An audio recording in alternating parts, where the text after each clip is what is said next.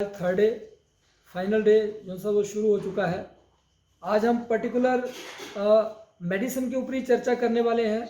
2 दिन के अंदर हमने डायग्नोसिस, हम कैसे अपने आप को बेहतर अकॉर्डिंग टू इलेक्ट्रोपैथिक डायग्नोज में पहुंच सकते हैं, उसके बारे में हमने 2 दिन चर्चा की। हम कैसे अपने आप को डिफ्रेंशिएट कर सकते हैं अदर सिस्टम ऑफ ट्रीटमेंट से, उसके ऊपर चर्चा की। इससे पहले मैं अपनी बातचीत की शुरुआत करूं, जो हरियाणा की लीडिंग टीम में जो सबसे पहले बंदे हैं हमारे साथ, जो डॉक्टर सुनील सहगल जी। जी सर। मैं इनके बारे में मैं आपको सब लोगों को थोड़ा इंट्रोड्यूस करवा दूं। ये पर्टिकुलर स्किन सेगमेंट में आज की डेट में बहुत बढ़िया, बाकी कुछ और भी मतलब कि पर्टिकुलर डिजीज के ऊपर वर्क कर रहे हैं, पर आज इनका जो स्किन की महारत है इनके पास, उसके ऊपर बहुत बढ़िया काम कर रहे हैं। ये आपको ने अपने शब्दों में आपको बताएंगे कि ये कब से रविसन से जुड़े हैं, और जब से रविसन से जुड़े हैं और अब तक इन्होंने किस मुकाम को हासिल किया, उसके बारे में ये आपसे अपना कुछ मिनटों के अंदर, 4-5 मिनट के अंदर आपसे ये शेयरिंग करेंगे। सो डॉक्टर सुनील सहगल जी, आपका वेलकम है अगेन। हमारे साथी लोग जो B4 बैच के कुछ हमारे जो पार्टिसिपेंट्स हैं, आप उनके लिए कुछ अपना एक मोटिवेशन 5 मिनट की इनको आप कह सकते हैं कि इलेक्ट्रो होम्योपैथी के अंदर रह करके जो भी आपने हासिल किया, वो किस तरीके से आपने हासिल किया सर? नमस्कार जी। मैं डॉक्टर सुनील सहगल, हरियाणा पानीपत से। एक्चुअली आज से 6 साल पहले हम लोग भी एलोपैथी प्रैक्टिस करते थे, और जैसे हमने इलेक्ट्रो होम्योपैथी स्टार्ट करी तो उसमें हमने मेडिसिन, बहुत सारी कंपनी, बहुत सारी फार्मेसी यूज करी। वही होम्योपैथी वाला लेक्चर की भाई 230, तो उसमें बहुत ज्यादा ही कंफ्यूजन है। और आज भी कई इलेक्ट्रोहोम्योपैथ डॉक्टर हैं जो आज तक इन्हीं कंफ्यूजन में उलझे पड़े हैं। तो सबसे पहले तो आप ये देखिए कि एक रेविसन ऐसी फार्मा है जिसके अंदर आपकी सारी कंफ्यूजन दूर है, ट्रीटमेंट क्लियर है, और रिजल्ट अभी तक रेविसन से अच्छे रिजल्ट किसी भी कंपनी की नहीं है। मैं अब तक कम से कम 10 से 15 फार्मेसी की मेडिसिन यूज कर चुका हूँ। और रही बात उन्नति की, तो सर जब से हम रेविसन से जुड़े हैं, इतना मान सम्मान, इतनी इज्जत जो हमें इस परिवार ने यहाँ मिली है, हमें जिंदगी में कहीं नहीं मिली। और इसी की बदौलत, आज रेविसन की बदौलत, मैंने अपना पहले वाला सेंटर भी इम्प्रूव किया है। तो ये जहाँ मैं इस समय बैठा हूँ, ये मेरा सेकंड सेटअप है, जहाँ मैं 2 घंटे सुबह 2 शाम को देता हूँ। तो रेविसन के अंदर अभी आप क्या है कि कंफ्यूजन छोड़िए। स्किन में आप क्या कहते हैं, स्किन में रिजल्ट नहीं मिलते, लेकिन स्किन में बहुत ही अच्छे रिजल्ट है। आप सिर्फ स्किन के अंदर उसको समझ करके रेविसन की जो मेडिसिन है वो यूज कीजिए, और बहुत अच्छे रिजल्ट है। इस समय बस रेविसन से अच्छी इस समय कोई मेडिसिन नहीं है जिसके अंदर सब कुछ आपको मिलेगा। आपको पॉजिटिव डोज भी मिलेगी, आपको यहाँ न्यूट्रल मेडिसिन भी है, और आपको टेबलेट के रूप में नेगेटिव मेडिसिन भी मिली है। तो हमें कहीं और जाने की जरूरत ही नहीं है। Thank you sir. Very good. Doctor Sehgal ji ने बड़े संक्षिप्त शब्दों में अपनी जो सक्सेस जर्नी से वो आप लोगों से शेयर की। हाँ, मैं आपको एक बात और बता दूं, सारे पार्टिसिपेंट से, जो रविसन परिवार, जैसे कि मैंने आपको कल भी बताया था कि पूरे इंडिया में इस वक्त मोर देन 12,000 प्लस का ये रविसन परिवार है जो एक्टिवली काम कर रहा है। उसमें 500 जो हमारे iconic Ravisan iconic clinics and hospital है, जो मैंने कल आपको बताया, Ravisan series of iconic clinics and hospital. ये 2 सेंटर भी हमारे जो है वो हरियाणा में और सेंटर भी हैं ऑथराइज, सपोर्टेड बाय रविसन, बट ये 2 वो सेंटर हैं जो आज की डेट में हरियाणा को लीड कर रहे हैं। इसलिए मैंने, और ये जरूर आज ही के दिन में नहीं कि आज ही इनसे आपकी मुलाकात होगी, आपको ग्रुप के अंदर हमारी जो रविसन की लीडिंग टीम है, जो हमारी कंसल्टेंसी, जो कस्टमर केयर सेंटर के साथ जुड़ी हुई टीम है, उन सब लोगों के नंबर आपको मिलेंगे। अब डायरेक्टर अपना जो सब इन लोगों से, कहीं आपको स्किन की प्रॉब्लम आती है, आप डॉक्टर सहगल को फ़ोन करके इनसे आप सेवाएं ले सकते हैं। कहीं आपको इनफर्टिलिटी की बात आती है, मिसिस कटारिया आज जुड़ चुकी हैं फिर दोबारा से, मैं उनका भी धन्यवाद करूंगा कि वो अपने शेड्यूल से टाइम दे पा रहे हैं। फिर उसके बाद उनसे आप बात कर सकते हो। डॉक्टर कटारिया खुद जो है इस वक्त बड़े अच्छे तरीके से किडनी फेलियर्स, लिवर के ऊपर और 2-3 जो मेन समस्या है उनके ऊपर काम करें, वो भी आपको पूरा इनका डेजिग्नेशन मिल जाएगा। अभी मैं रिक्वेस्ट करूंगा हमारे बीच में डॉक्टर राजेश कुमार जी सिरसा से हैं। ये हमारे रविसन के मेडिसिन वेस्ट के ऊपर, यानी कि ये हमारी रविसन की एक अच्छी एजेंसी आज होल्ड करते हैं, प्लस अपना एक बहुत बढ़िया सेंटर।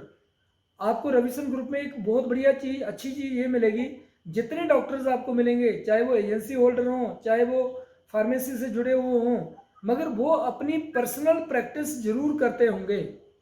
ये एक गुड पॉइंट आपको मिलेगा, क्योंकि बहुत सारी फार्मेसी ऐसी होंगी, वो सिर्फ उनके जो मतलब कि लीडिंग पर्सन रहेंगे या उनके जो ऑनर रहेंगे, वो क्या है कि वो आपको सिर्फ मेडिसिन सेल के बारे में तो बता सकते हैं, मगर वो सेल्फ प्रैक्टिस में आज तक उन लोगों में से मैंने बहुत कम लोगों को देखा है। तो रविसन में इंक्लूडिंग मी, मैं भी आज तक एक्टिव प्रैक्टिस में हूँ। जैसे मैंने आप बोला कि मेरी मॉर्निंग 10 to 1:30 मेरी कंसल्टेंसी रहती है। आजकल कोविड में 1 बजे तक मैं देता हूँ, राइट। तो इसका मतलब क्या है कि आपको टेक्निकली प्रैक्टिकली जो चीज़ें हम आपको बता सकते हैं, वो आपको दूसरी फार्मेसी वाले बताएंगे ज़रूर, मगर जब उसकी आप वेरिफिकेशन करोगे तो उसमें आपको ज़्यादा वो प्रैक्टिकल ट्रुथ सामने नज़र नहीं आएगा। तो इस करके मैं कहना चाहूँगा कि आप रविसन के साथ जुड़ करके आप इन मल्टी डायमेंशनल होकर के आप सोच सकते हैं। आप ना केवल अपने IQ लेवल को, प्रैक्टिकल लेवल को भी एक अगले स्टेप तक ले जाने में रविसन परिवार की हेल्प ले सकते हैं, राइट। अभी मैं डॉक्टर राजेश कुमार सिरसा जी से मैं रिक्वेस्ट करूँगा, वो अपनी जो रविसन इंडिया इलेक्ट्रोमी फार्मा के साथ उनकी जर्नी रही है अब तक की, वो उसके बारे में अपना 5 मिनट का एक मोटिवेशन जो है वो एक पॉइंट हमारे पार्टिसिपेंट के लिए प्रस्तुत करेंगे सर। जी, सभी डॉक्टर साहिबान को मेरा नमस्कार। नमस्कार जी। मैं डॉक्टर राजेश कुमार सिरसा हरियाणा से। तो सर, मैं रेविसन टीम से जब मैं जुड़ा था तो मैं इसका सारा श्रेय अपने डॉक्टर कटारिया जी को, मैडम जस्सी कटारिया जी को दूंगा। आज से 3 साल पहले जब मैंने रेविसन ग्रुप ज्वाइन किया था, तो उस टाइम से लेके अब तब तक का जो 3 साल का जो मैंने टाइम स्पेंड किया है रेविसन ग्रुप के साथ, तो एक ये बहुत ही चमत्कारी पल रहे मेरे लिए, बहुत ही अमेजिंग। तो जब मैंने रेविसन ग्रुप को, एडीएमए टीम को ज्वाइन किया, तो उस टाइम से और आज के मेरी जो मंथली इनकम की अगर मैं बात करता हूं, तो मेरी आज की मंथली इनकम 2 से 3 लाख के बीच की है। वो हो क्यों पाई है, हम कैसे पहुंचे इस चीज तक? सबसे पहली बात तो हमने इस टीम के अंदर क्या देखा, जैसे भी डॉक्टर साहब जी ने बताया, कोई भी पर्दा नहीं है। किसी भी ट्रीटमेंट के लिए, किसी भी डिजीज के लिए आप बेझिझक किसी भी डॉक्टर से बात कर सकते हो, आपको पूरा कोऑपरेट किया जाता है। और दूसरे नंबर पे जो रेविसन ग्रुप, जो रेविसन फार्मा की जो मेडिसिन हम यूज करते हैं, अमेजिंग रिजल्ट्स हैं सर। ऐसे रिजल्ट्स जो हमारे को मिल पा रहे, कभी सोचा नहीं था। कुछ किसी भी फील्ड में है, मैं ज्यादातर जो काम करता हूँ गॉल ब्लैडर स्टोन पे ज्यादातर काम करता हूँ, लेकिन उसके अलावा भी स्किन प्रॉब्लम, लीवर से रिलेटेड प्रॉब्लम, प्लेटलेट्स की प्रॉब्लम से, या आजकल जो कोरोना वायरस चला हुआ इससे रिलेटेड प्रॉब्लम कोई भी है, बहुत ही अच्छे रिजल्ट्स मिल पा रहे हैं। तो मैं धन्यवाद करता हूँ डॉक्टर कटारिया जी का, जिन्होंने इतने अच्छे रेविसन फार्मा कंपनी से, ईडीएमए टीम से हमारे को मिलवाया। और आज के टाइम और उस टाइम के लिए अगर हम कंडीशंस को अगर कंपेयर करते हैं, मान सम्मान की अगर बात करते हैं, इनकम का जो बात करते हैं, तो जी बहुत ही जबरदस्त। तो मैं सभी डॉक्टर साहिबान को कहूंगा जी, रिजल्ट्स की कोई भी कमी नहीं है, चाहे वो कोई भी डिजीज हो, बस जरूरत है तो समझने की। जैसे doctor Sanjeev Sharma ji batch start कर रहे हैं, पहले भी हमने क्लासेस ज्वाइन किए डॉक्टर साहब की। प्रॉपरली एक मेडिसिन को समझना, डिजीज, डायग्नोज, डायल्यूशन, इनको हमने देखना है। और जैसे डॉक्टर साहब बताते हैं, बस सिर्फ हमने फॉलो करना है, ज्यादा करने की कोई जरूरत है ही नहीं। सब प्यार किया हमारे को दिया जाता है, बस हमने जरूरत है तो उसको यूज करनी। तो मैं धन्यवाद करता हूँ रेविसन ग्रुप का, एडीएमए टीम का, डॉक्टर कटारिया सर का, जो पूरी हमारी एडीएमए टीम है, जो हमारे हर टाइम हमारे साथ खड़ी रहती है। और अपने डॉक्टर सुनील सहगल जी, जो हमारे मोटिवेटर हैं हरियाणा के। तो जी मैं सभी को धन्यवाद करता हूँ। इन्हीं शब्दों के साथ डॉक्टर संजीव सर। बेलन, बहुत बढ़िया, आपने बड़े अच्छे नपे तुले शब्दों में हमारे पार्टिसिपेंट्स के सामने अपनी एक सक्सेस स्टोरी को जो सब वो शेयर किया। दोस्तों, सक्सेस स्टोरी शेयर करने के पीछे हमारा सिर्फ एक ही पर्पज रहता है कि आपको ये रहे कि जो रविसन परिवार है इस वक्त ये पूरे इंडिया के अंदर जो सब वो एक अलग अपनी इमेज बना करके और अलग सिस्टम से अलग तरीके से काम करने का एक मादा रखता है। ये 4 बिंदु मैंने आपको सिलेक्शन ऑफ रेमेडी के बताए हैं। इसमें से सबसे पहला जो अहम बिंदु है वो है classification of the disease. Diagnose of disease आपने कर लिया, आपको टेम्परामेंटल स्टडी ने आपको हेल्प किया, आपको पल्स डायग्नोसिस ने आपको हेल्प किया, आपको अल्टीमेट आपके पास एक डायग्नोज आ गया। उस डायग्नोसिस के बाद आपके पास अब उस बीमारी की क्लास को पहचानना है, राइट। क्या वो क्लास कौन सी, क्लास किसको हम बोलते हैं, क्लासिफिकेशन ऑफ डिजीज किसको बोलते हैं। 3 टाइप में जो उनसे वो क्लासेस ऑफ डिजीज होती है, एक्यूट, सब एक्यूट, क्रॉनिक। ये 3 टाइप की ही क्लासेस आपको मिलेंगी एवरी टाइप ऑफ डिजीज के अंदर। हर बीमारी में या तो वो एक्यूट होगा या सब एक्यूट होगा या क्रॉनिक होगा। अब जो एक्यूट डिजीज है अकॉर्डिंग टू इलेक्ट्रोहोम्योपैथी उसको पॉजिटिव डिजीज इन नेचर माना गया है। एक्यूट को क्या माना गया, पॉजिटिव इन नेचर। और जो सब एक्यूट है उसको माना गया chronic in nature, neutral in nature. 3rd number पे क्रॉनिक डिजीज जो 3rd कैटेगरी है उसको नेगेटिव इन नेचर माना गया है। अब आजकल एक पिछले कुछ 2-3 साल से एक नया फंडा स्टार्ट कर दिया लोगों ने, वो कहते हैं कि पॉजिटिव नेगेटिव नाम की कोई चीज़ नहीं होती है। मैं बोलना चाहूँगा इन शॉर्ट कि इलेक्ट्रो जो वर्ड निकला है निकला ही पॉजिटिव नेगेटिव से है। अगर मैटी जी को 2 pole of the body positive and negative के ऊपर उनका कोई कंसंट्रेशन नहीं होता तो वो इस सिस्टम का नाम इलेक्ट्रो होम्योपैथी ही ना रखते, राइट। जब इलेक्ट्रो होम्योपैथी उन्होंने नाम रखा, दिस मीन्स कि इस सिस्टम में इलेक्ट्रो वर्ड की अपनी एक इम्पोर्टेंस है। वो इम्पोर्टेंस कहाँ शो होती है, अगर हम रेयरली स्टडी करें जो एक्यूट डिजीज होती है, क्लास ऑफ डिजीज होती है, वो हमेशा पॉजिटिव इन नेचर होती है, उसके इम्पैक्ट पॉजिटिव होते हैं।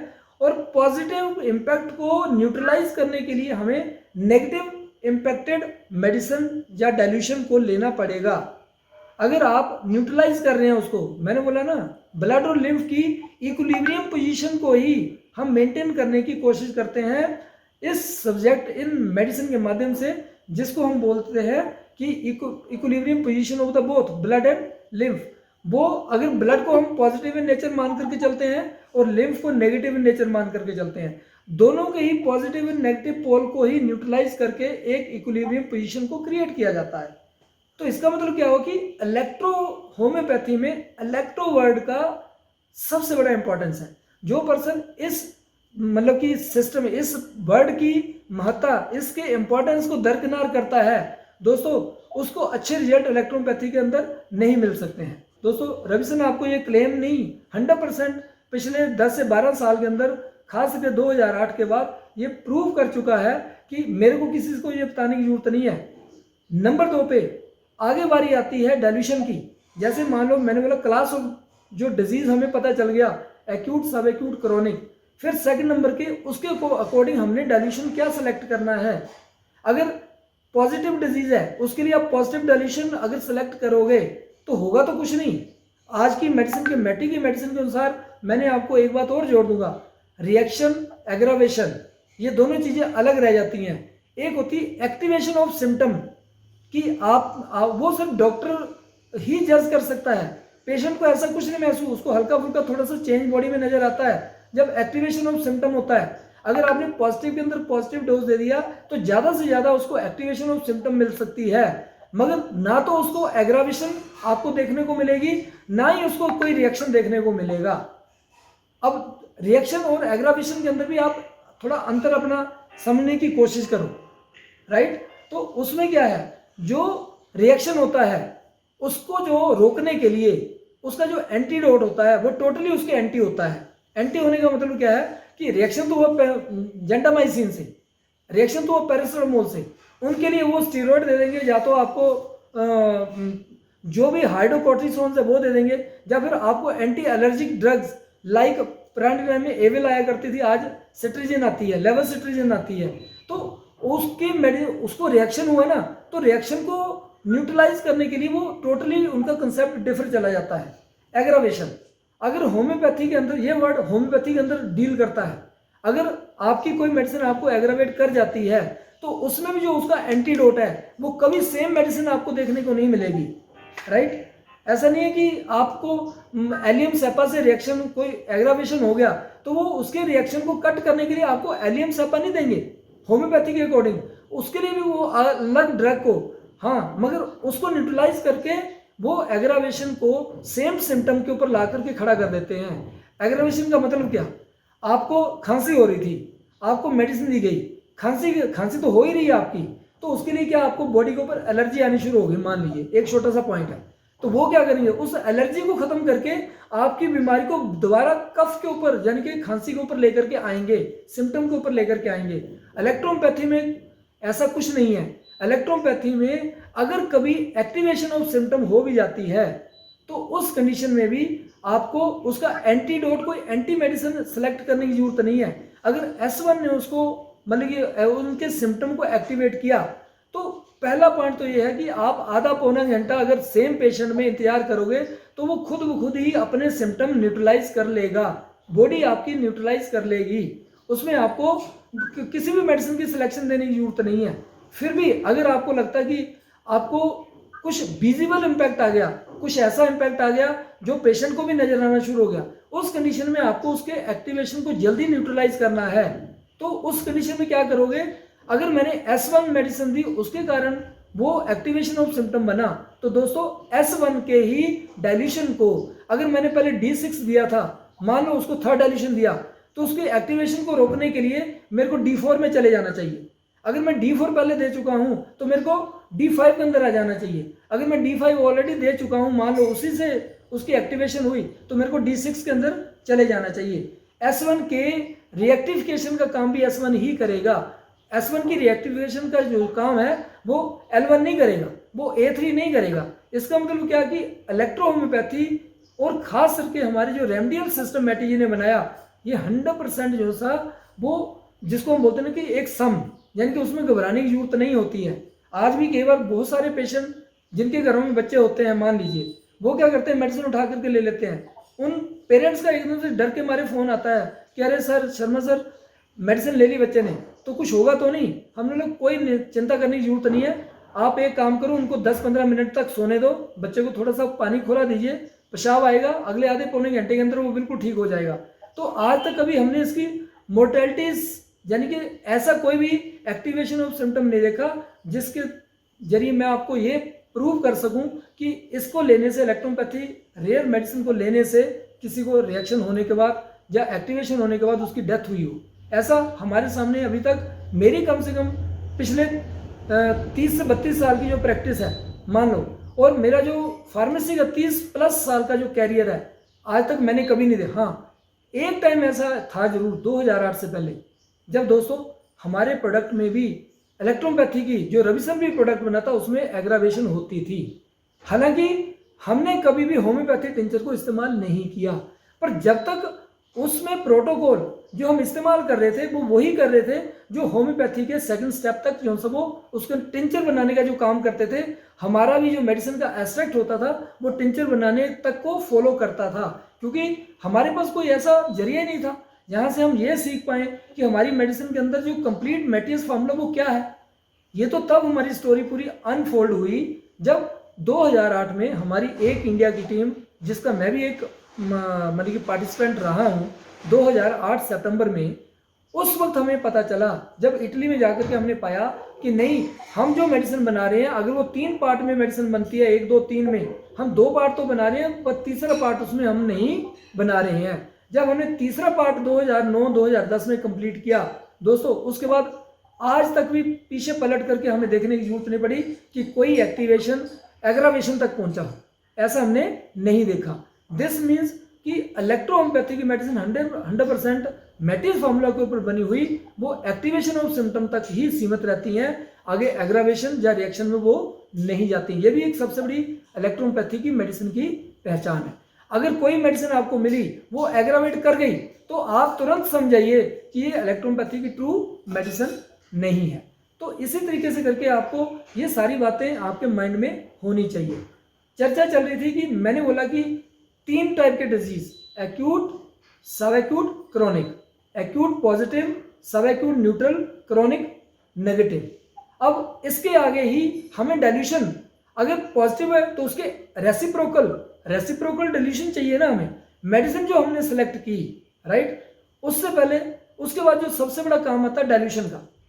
अब सबसे पहले मैं डाइल्यूशन और डोज तक की जर्नी को पूरा करता हूं, फिर मैं उसके बाद आपको फार्मूला बनाने की मेडिसिन की बेसिक के बारे में आपसे मैं शेयरिंग करता हूं। एक्यूट डाइल्यूशन के सामने, एक्यूट डिजीज के सामने जो डाइल्यूशन आएगा, हाइफन डाल करके आप लिख रहे हैं। एक्यूट के अंदर आप लिखिए अपनी कॉपी में, acute with in bracket positive, hyphen डालो, आगे लिखो D6 और उसकी विद इन ब्रैकेट लिखो, D6 के विद इन ब्रैकेट लिखो नेगेटिव इन नेचर, हाइफन डाल करके D6 को ही थर्ड डाइल्यूशन बोला जाता है। तो अब क्या इसकी एक लाइन की स्टोरी पूरी होगी कि हमने पॉजिटिव डिजीज के लिए नेगेटिव डाइल्यूशन ले लिया। नेगेटिव डाइल्यूशन कौन सा बना हमारा? D6 को ही हम बोलते हैं थर्ड डाइल्यूशन।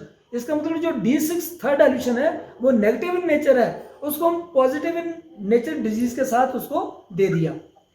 डॉक्टर साहिबान, इंडिया में यहाँ भी थोड़ा सा एक मतभेद है। कुछ लोग कहते हैं कि 1, 2, 3 ये 3 नंबर तक के डाइल्यूशन जो से वो पॉजिटिव होते हैं और 3 से लेकर के 7 नंबर तक जो से वो न्यूट्रल होते हैं और 7 से लेकर के 10 या उससे आगे जितने भी डाइल्यूशन बनते हैं वो नेगेटिव होते हैं। डॉक्टर साहिबान, मैटी जी ने कहाँ ये लिखा है? जो मैं आपसे बात बोल रहा हूँ वो तो मैं आपको उसका प्रूफ दिखा सकता हूँ। आपको मैं कुछ मैटी जी की ओरिजिनल बुक है, एक उनकी बादे मेकम बुक है, 44 पेज की वो बुक है, उसको guide of electropathy new medical science करके भी बोलते हैं। उसके मैं कुछ पन्ने आपको मैं व्हाट्सअप कराऊंगा, आप उसमें देखेंगे कि फर्स्ट, सेकंड, थर्ड, 3 डायरेक्शन से ऊपर मैटी जी ने कभी जाने की सलाह नहीं दी है। तो ये लोग 30 में और 1000 में कैसे पहुंच गए? इसका मतलब कहीं ना कहीं वो गड़बड़ हो रही है। वो गड़बड़ ये हो रही है कि जिसके कारण हमारे इलेक्ट्रो होम्योपैथ डॉक्टर जो है वो भ्रमित हो रहे हैं, डाउटेड हो रहे हैं। उनको या तो उस चैनल पे जाकर के मेडिसिन के रिजल्ट नहीं मिलते हैं तो वो उल्टा सीधा अनाप शनाप जो है वो सिस्टम को बोलना शुरू कर देते हैं। वो कहते हैं नहीं जी, इलेक्ट्रोपैथी की मेडिसिन में तो जान ही नहीं है, इसकी तो मेडिसिन काम ही नहीं करती है। अगर काम नहीं करती है तो ये सिस्टम डेवलप होते होते मेरे या आप तक पहुंच कैसे गया? हमने तो पैदा किया नहीं इस सिस्टम को। अगर सिस्टम को पैदा करने वाले ने इसको किया तो उसके रिजल्ट हमें मिलते रहे, तभी तो हम आगे बढ़ते रहे हैं ना। मगर शर्त वही कि मैटी के फार्मूला को कितने लोग फॉलो करते हैं उसके बारे में हमें जरूर जो है वो देखना चाहिए। इसका मतलब क्या हुआ? एक इकलौता डाइल्यूशन एक परफेक्ट डिजीज ऑफ क्लास के लिए बना दिया गया। अगर वो एक्यूट डिजीज है, चाहे बच्चे में है, चाहे बड़े में है, चाहे मतलब कि एडोलेसेंस में है, किसी भी एज में अगर एक्यूट डिजीज है तो दोस्तों डाइल्यूशन तो एक्यूट डिजीज में D6 ही आपको सिलेक्ट करना है। कितना सिंप्लीफाइड सब्जेक्ट है ये। अगर मैं ये बोलूँ नहीं, अगर बच्चा है तो उसमें 30वां डाइल्यूशन करो, अगर बड़ा तो उसमें 200वां करो, अगर बुजुर्ग है तो उसमें 1000वां करो, अगर फलां जवान है तो उसके लिए आप 1Q 1M कर दो।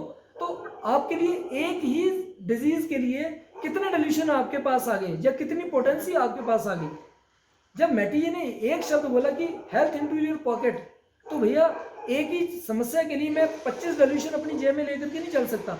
मैं किसी एक पर्टिकुलर डिजीज के लिए एक ही डाइल्यूशन अपनी जेब में लेकर के चलूंगा तो मेरी हेल्थ है उसमें ये मेडिसिन हेल्प करेगी। सेकंड नंबर आपका सब एक्यूट, विद इन ब्रैकेट आपने लिखा न्यूट्रल, हाइफन डाल करके लिखो D5।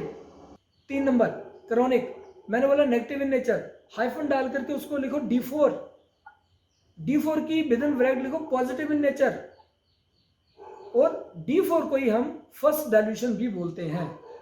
ये सिलेक्शन ऑफ डाइल्यूशन होगी अकॉर्डिंग टू डिजीज। पहले आपको डिजीज के बारे में पता होना चाहिए। अगर डिजीज की क्लास के आपको पता चल जाती है तो आपको आगे डाइल्यूशन भी आप पता चल गया कि D6 मैंने एक्यूट के अंदर देना है, D5 मैंने न्यूट्रल के अंदर देना है यानी सब एक्यूट के अंदर देना है, और D4 मैंने हमारे क्रोनिक डिजीज के अंदर देना है।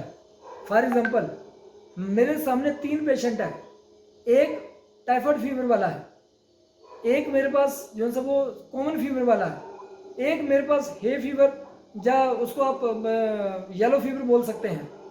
3 पेशेंट बैठे हुए हैं, तीनों में जो सिलेक्शन ऑफ मेडिसिन है वो बदलने वाली नहीं है, राइट। मगर यहां डाइल्यूशन चेंज हो जाएगा। अगर एक्यूट फीवर में यानी कि कॉमन फीवर के अंदर आप D6 में देंगे, फार्मूला वही सेम रहेगा, राइट। उसके बाद सेकंड नंबर के ऊपर अगर उसको टाइफाइड फीवर हो गया, वो सब एक्यूट में आ गया मेरे अकॉर्डिंग मान लीजिए, तो मेरे को उसमें D5 ही देना है।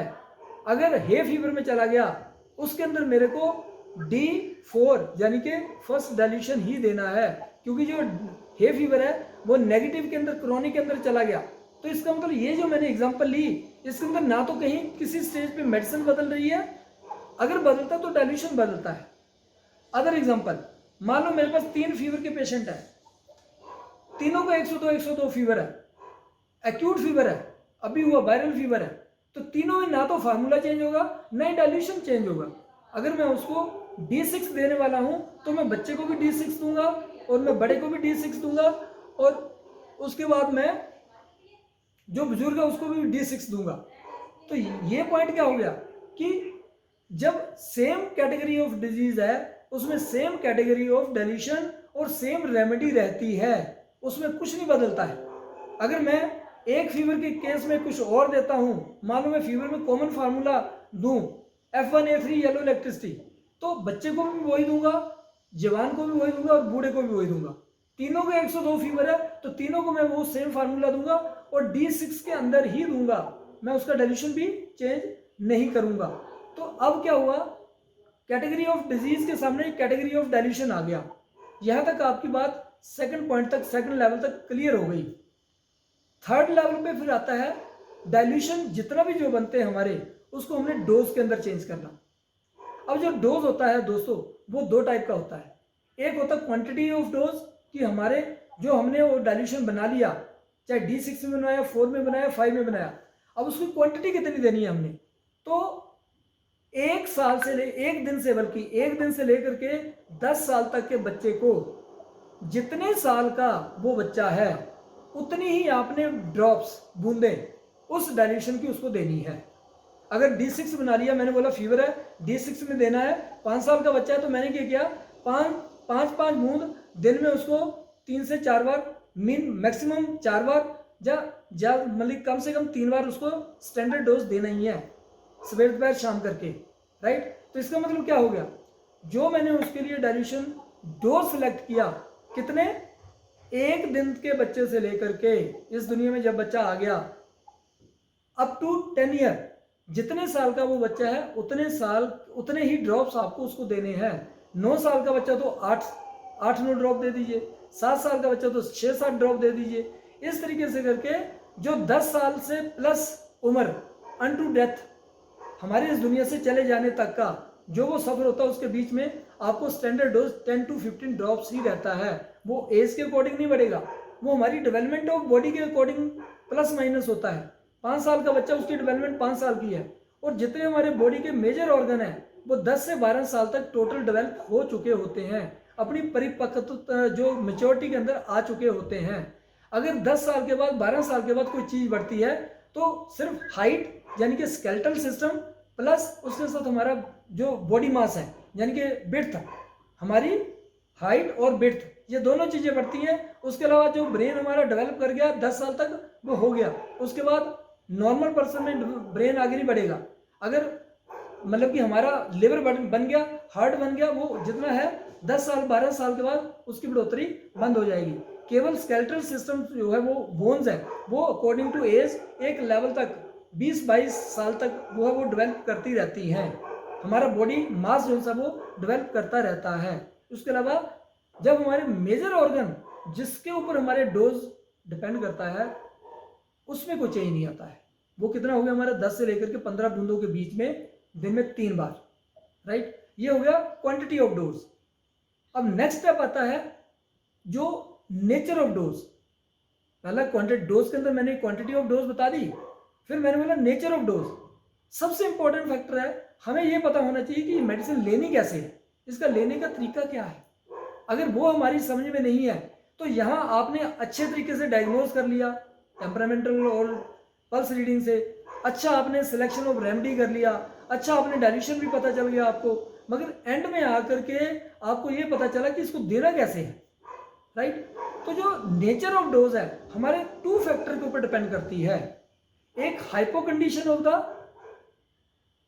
कंसर्न ऑर्गन एंड सिस्टम, जो बीमारी हमें होती है उसके कंसर्न जितने हमारे ऑर्गन और सिस्टम होते हैं उसकी एक्टिवेशन के बेस के ऊपर हमें पता लगाना होता है कि इसके जो फंक्शन है वो हाइपो के अंदर है या फिर हाइपर के अंदर है।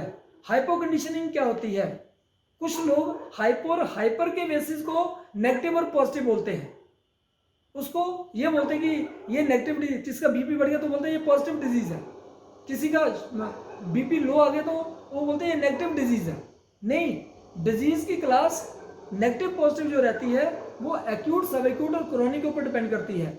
जो नेचर ऑफ पर्टिकुलर सिम्टम है, चाहे वो हाइपो के अंदर है चाहे वो हाइपर के अंदर है, उसका डिजीज की क्रोनिसिटी एक्यूटनेस से कोई लेना देना नहीं। एक्यूट सिस्टम में भी आपके हाइपो और हाइपर फंक्शन देखने को मिल सकते हैं और क्रोनिक में भी आपके हाइपो और हाइपर फंक्शन देखने को मिल सकते हैं। अब हाइपो फंक्शनिंग क्या?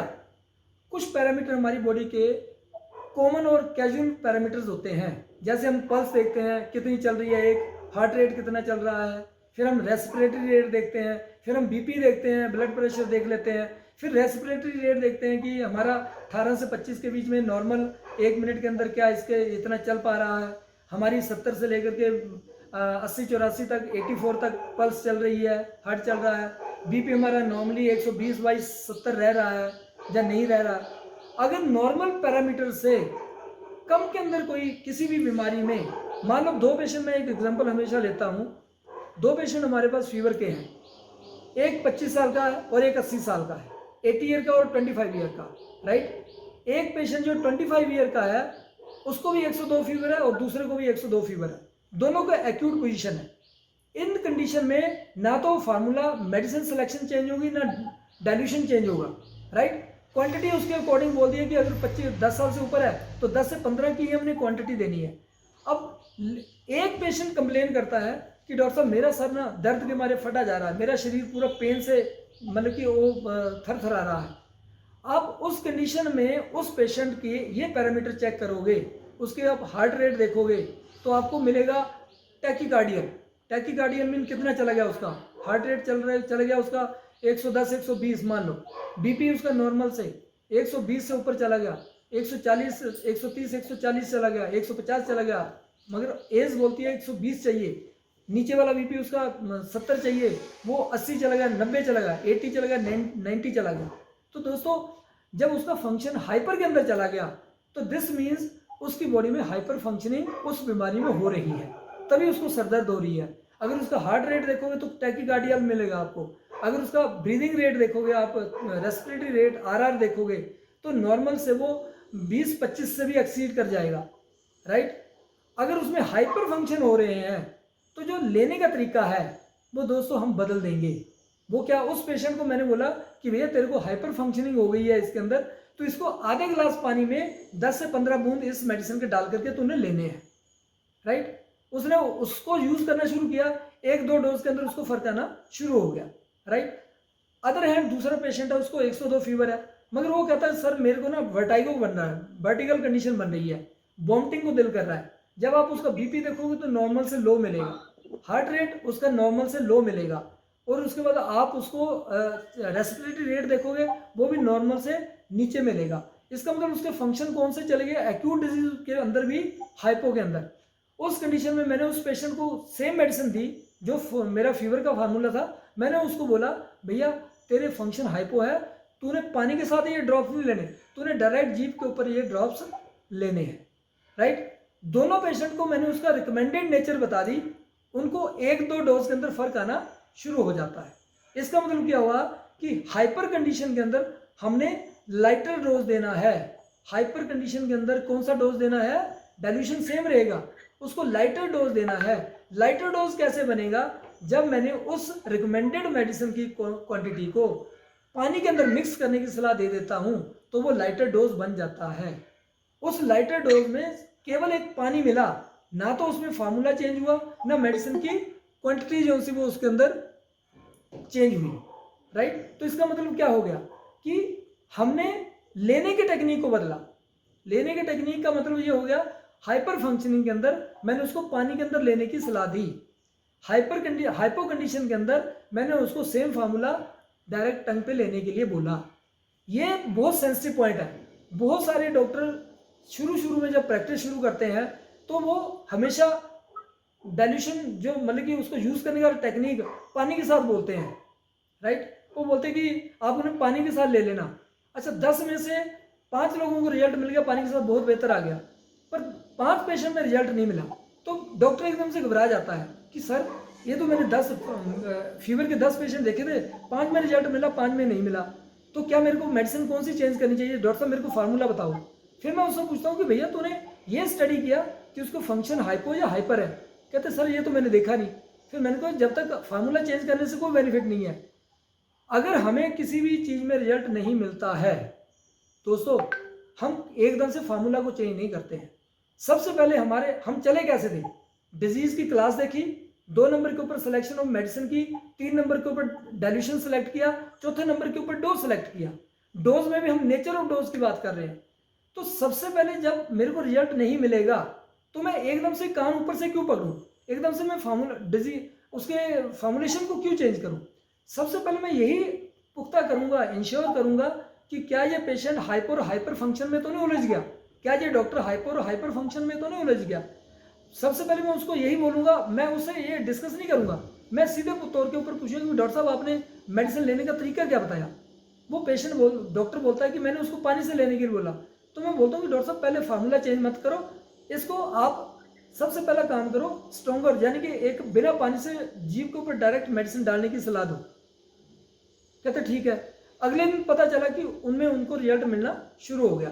तो फिर मैं उनको बताता हूँ कि अब आपको हाइपर और हाइपर के बारे में जानना है।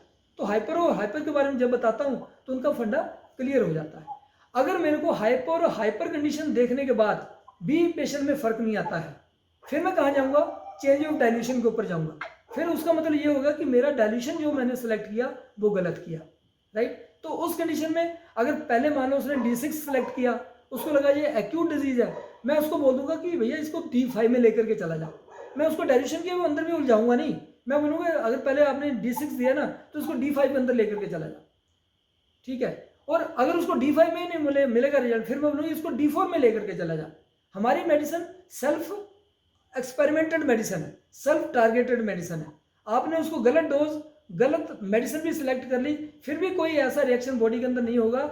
हमारे बॉडी के अंदर मेडिसिन वो इंड्यूस होती है, जाती है ट्रैवल कर करके, अगर उसको पूरे बॉडी में, इसको मैं बोलता हूँ कि बुलेट ऑन अनटारगेट ऑब्जेक्ट। बुलेट मतलब जो मैंने फायर किया वो अनटारगेट ऑब्जेक्ट के ऊपर किया, मेरे को मालूम ही नहीं बीमारी क्या है, मेरे को पता नहीं उसको किस जगह जाकर के बीमारी का ओरिजिन है, कॉज क्या है। मैंने अपनी तरफ से दी मेडिसिन, जो मेरे को लगा कि फीवर में ये फार्मूला देना चाहिए मैंने दे दिया। और मेडिसिन के अंदर जाकर के जब उसको सर्कुलेट किया तो मेडिसिन ने ही अपने आप आइडेंटिफाई किया कि यार इस लेवल की इस बॉडी के अंदर रिक्वायरमेंट नहीं है, ठीक है। या इस लेवल में जो डोज ये दिया गया, ये सिर्फ 25% काम करना चाहिए, बाकी 75% वो बॉडी से एग्जॉस्ट कर देगा। और उसको लगता है 100% इसके लिए बीमारी ही नहीं है अंदर, जो मैंने डोज दे दिया, मेडिसिन दे दी, तो वो क्या करेगा, उसको एज इट इज आपके शरीर से बाहर निकाल देगा। दोस्तों जो चीज अंदर डिपॉजिट कर रही है वही एग्रावेट भी कर सकती है, वही आपको रिएक्शन भी कर सकती है। जो मेडिसिन आपके बॉडी में डिपॉजिट नहीं करती है वो आपको रिएक्शन क्या करेगी। मैंने पानी पिया, थोड़ी देर घंटे आधे घंटे के बाद 1 गिलास पानी का पिया, पौना गिलास मेरा जो सा नहीं मेरे शरीर को चाहिए था वो यूरिनेशन से मेरा बाहर निकल गया, तो कहाँ रिएक्शन हुआ, यूरिन रुकने से क्या रिएक्शन हो गया, क्योंकि जब अंदर रुका नहीं पानी मेरे तो क्या रिएक्शन करेगा, क्या उसके एग्रावेशन होगी। तो यही एक सबसे बड़ा इंपॉर्टेंट फैक्टर है कि हम जब भी इसकी सिलेक्शन के अंदर जाएं, जब हमने लास्ट में आकर के नेचर ऑफ डोज को पकड़ लिया दोस्तों, उसके बाद आपको कहीं देखने की जरूरत नहीं है, आप अपने परफेक्ट ट्रीटमेंट की तरफ बढ़ सकते हैं। अभी मैंने आपको जिक्र कर दिया क्लास ऑफ डिजीज का, डायल्यूशन उसके लिए क्या चाहिए और डोज उसको क्या करना है, राइट। 3 चीजें होगी। अब चौथा एक पॉइंट रह गया, सिलेक्शन ऑफ रेमेडी। आज मैं उसके ऊपर थोड़ी डिटेल के अंदर चर्चा करना चाहूँगा। मैं आपको एक बता दूं, जो मैटी जी का सुझाया हुआ फार्मूला है 100% ट्रू, वो 1:9 की रेशो है। जब मेडिसिन हम प्लांट से एक्सट्रैक्ट निकालते हैं, उसके बाद हमने S1 तैयार कर लिया, मान लीजिए S1 तैयार करने के बाद जो S1 तैयार हुआ उसको 3 पार्ट में मैंने निकाला, 1 2 3, सल्फर पार्ट, मर्क्यूरियल पार्ट और साल्ट पार्ट, तीनों को मिक्स किया, मैंने एक्सट्रैक्ट का फाइनल ले लिया, जिसको मैंने बोल दिया जो मेरे पास तीनों चीज़ों को रीमिक्स करके रिप्यूरिफाई करने के बाद जो कंटेंट आया उसको हम बोलते हैं crude form of the plant, या फिर उसको मैंने बोल दिया D1। D1 का एक पार्ट और 9 पार्ट डिस्टिल वाटर के लेकर के मैंने D2 बना लिया, जिसको मैंने बोला उसको सब्सटेंस के अंदर तोड़ लिया, मैंने क्रूड फॉर्म को सब्सटेंस के अंदर तोड़ लिया, वो D2 कहलाएगा। D2 को मैंने 1 part of D2 is mix with 9 part of distil water, ये बन गया मेरा D3। जो D3 मेरा बना उसको मैं ओरिजिनल स्पेलिक एसेंस का नाम देता हूँ। जो ओरिजिनल स्पेलिक एसेंस है वो आप डॉक्टर लोगों को प्रोवाइड करवाया जाता है रविसन की तरफ से। आगे फर्स्ट सेकंड थर्ड 3 डाइल्यूशन बनाने की टेक्निक्स आपको बताए जाते हैं। वो क्या टेक्निक है, आप लिखिए 1 नंबर के ऊपर D4 यानी कि फर्स्ट डाइल्यूशन, 2 नंबर के ऊपर लिखिए आप D5 सेकंड डाइल्यूशन, 3 नंबर पे D6 थर्ड डाइल्यूशन। आप तीनों के सामने 30 ml DW distil water, 30 ml distil water, 30 ml distil water, right, plus 1:9 की रेशो से कुछ कॉम्प्लिकेशंस होती हैं, वो मैं आपको बाद में एक वॉइस मैसेज में डालूंगा, उसके ऊपर टाइमलाइन में लगाऊंगा। बट उस कॉम्प्लिकेशन को देखते हुए पिछले 15 से 18 साल से रविसन ने एक ऐसा पुख्ता फार्मूला जिसके रिजल्ट हमें इक्विवेलेंट टू 1:9 की रेशो के ही आ रहे हैं, उसको हम बोलते हैं drop system of D3। D3 के डायरेक्ट ड्रॉप से हम बना सकते हैं D4, D5, D6। कैसे बनाएंगे, अभी D1 के आगे आपने सॉरी D4 के आगे फर्स्ट डाइल्यूशन के आगे आपने क्या लिखा, 30 ml distil water plus 30 drops of each original D3। अगर मान लीजिए जो फार्मूला आपको बताया गया है, अगर उस फार्मूले के अंदर मान लो 2 मेडिसिन है, 1 मेडिसिन है, 5 मेडिसिन है, जो भी मेडिसिन उसके अंदर डाली गई है, ईच मेडिसिन के 30-30 बूंद आप एक ड्रॉपिंग फिल्म में डाल लेंगे। आगे 20 ड्रॉप्स ऑफ ईच D5 के आगे लिखिए। जब मैं D3 के डायरेक्ट रिकमेंडेड फार्मूला के अनुसार 20-20 बूंद मेडिसिन के उसमें डाल देता हूं, प्लस 30 ml के अंदर 20-20 बूंद डालता हूं मान लीजिए, तो वो मेरा D5 बन जाता है, यानी कि सेकंड डाइल्यूशन बन गया। और आगे D6 जब मैं इसके 10-10 ड्रॉप्स D3 के ओरिजिनल के मैं डालता हूं, तो दोस्तों ये बन गया मेरा D6। ये 30, 20 और 10 का फार्मूला है, इसी से ही आपको 80% ऑफ डिजीज में 80% ऑफ रिजल्ट मिलेंगे। यहां मैं 3 लेवल के फार्मूला बताऊंगा आपको, राइट। एक होता है लाइटर डाइल्यूशन, पहले क्या बन गया हमारा, एक होता है लाइटर डोज और स्ट्रॉन्गर डोज। यहां मैं लाइटर डाइल्यूशन की बात करूंगा, स्ट्रॉन्गर डाइल्यूशन की बात नहीं करूंगा, क्योंकि स्ट्रॉन्गर डाइल्यूशन कोई नहीं होता है। लाइटर डाइल्यूशन हम उसको बोल सकते हैं, कई बार क्या होता है कि हमने D4 ही बनाया, मगर हमें उसकी क्वांटिटी को D4 के अंदर रहते हुए उसकी क्वांटिटी को कम लेना है। क्यों लेना है, क्योंकि मान लो आपने 10 पेशेंट चेक किए, उसमें 3 से 4 पेशेंट या 2 से 3 पेशेंट ऐसे मिलेंगे जिसमें आपको जो सा रिस्पॉन्स नहीं मिलेगा, तो वहाँ हमें हतप्रभ होने की जरूरत नहीं है, डाउटेड होने की जरूरत नहीं है, ये सोचने की जरूरत नहीं है कि मेडिसिन काम नहीं कर रही है। वहाँ थोड़ा सा हमने देखा है, क्योंकि मैटीजे ने भी लिखा हुआ अपनी किताबों के अंदर कि sometime I have to use more higher और लाइटर डाइल्यूशंस, मोर हायर और लाइटर डाइल्यूशन। उन्होंने नाम नहीं दिया, उन्होंने ये नहीं बोला कि मैंने 100 बूंद से बनाया तो वो फर्स्ट डाइल्यूशन बना था, मान लो 30 बूंद से बनाया तो वो फर्स्ट डाइल्यूशन बन गया, तो उन्होंने ये बोला कि 1 बूंद डाल करके उसको भी उन्होंने फर्स्ट डाइल्यूशन ही बोला, पर फर्स्ट डाइल्यूशन का लाइटर टू लाइटर बोल दिया, फर्स्ट डाइल्यूशन का लाइटर बोल दिया, लाइटर टू लाइटर बोल दिया उन्होंने। अब ये कैसे बनता है, मान लो आपको मतलब कि 20 to 30% पेशेंट में रिजल्ट रिस्पॉन्स नहीं मिला, तो आपको घबराने की जरूरत नहीं है, फार्मूला चेंज करने की जरूरत नहीं है। आप उसको बनाने के टेक्निक के अंदर थोड़ा सा अंतर लाइए। सेकंड नंबर के ऊपर 15 मतलब कि 15, 10 और 5, अगर D4 बनाना है 30 ml के अंदर 15 बूंद डालिए, 5 बनाना है तो 10 ड्रॉप डालिए, अगर आपने 6 बनाना है, D6 बनाना है तो उसमें आप 10 मतलब कि 5 ड्रॉप डाल दीजिए। थर्ड लेवल स्टेप का जो है लाइटर, ये जो अभी मैंने 15, 10 और 5 का बताया, इसको बोलते हैं लाइटर डाइल्यूशन। लाइटर डाइल्यूशन का मतलब ये हो गया उसको हमने और उसकी स्ट्रेंथ को कम कर दिया, राइट। उसके बाद अगर यहां भी आपकी बात नहीं बनती है तो लाइटर टू लाइटर डाइल्यूशन के अंदर जा सकते हैं। उसमें कौन सा ड्रॉप मतलब कि हमारा ड्रॉप सिस्टम क्या आ जाता है, D4 के अंदर 3 ड्रॉप्स और D4 के अंदर नहीं D6 के अंदर 2 ड्रॉप्स और D6 के अंदर 1 ड्रॉप। यानी कि 3:1 इस सिस्टम में आप लाइटर टू लाइटर आ सकते हैं। पर दोस्तों कभी ये भूल मत करना कि एकदम से आप लाइटर टू लाइटर फार्मूला के अंदर मत जाना, कभी लाइटर फार्मूला में मत जाना। हमेशा शुरुआत करनी तो हमेशा जो डाइल्यूशन बनाने का टेक्निक 30-20-10 मैंने बताया उसी से स्टार्ट करें, क्योंकि जो शुरू के 10 पेशेंट आप देखते हो मान लो, उसमें से 7 से 8 पेशेंट में आपको इसी फार्मूला से रिजल्ट मिलेगा। फिर 15, 10 और 5 से तो आगे जो बचे हुए 2-3 पेशेंट जो बच रहे हैं उनमें से किसी 1-2 को रिजल्ट मिलेगा। और जो 3-2-1 का फार्मूला है वो दोस्तों बहुत कम क्वांटिटी जब बहुत कम सेगमेंट के ऊपर लागू होता है। हमने अपने एक्सपीरियंस से पाया स्किन डिजीजेस के अंदर हम लाइटर टू लाइटर डाइल्यूशन के अंदर जाने की चेष्टा करते हैं, उसमें हम 3-2-1 के फार्मूले में जाते हैं। पर दोस्तों उसमें भी हर स्किन डिजीज में आप लाइटर टू लाइटर में डायरेक्ट चले जाओगे तो आपके रिजल्ट में वेरिएशन आ जाएगी। तो इसका मतलब क्या हुआ कि हमने पहला फार्मूला 30, 20 और 10 का ही अडॉप्ट करना है, राइट।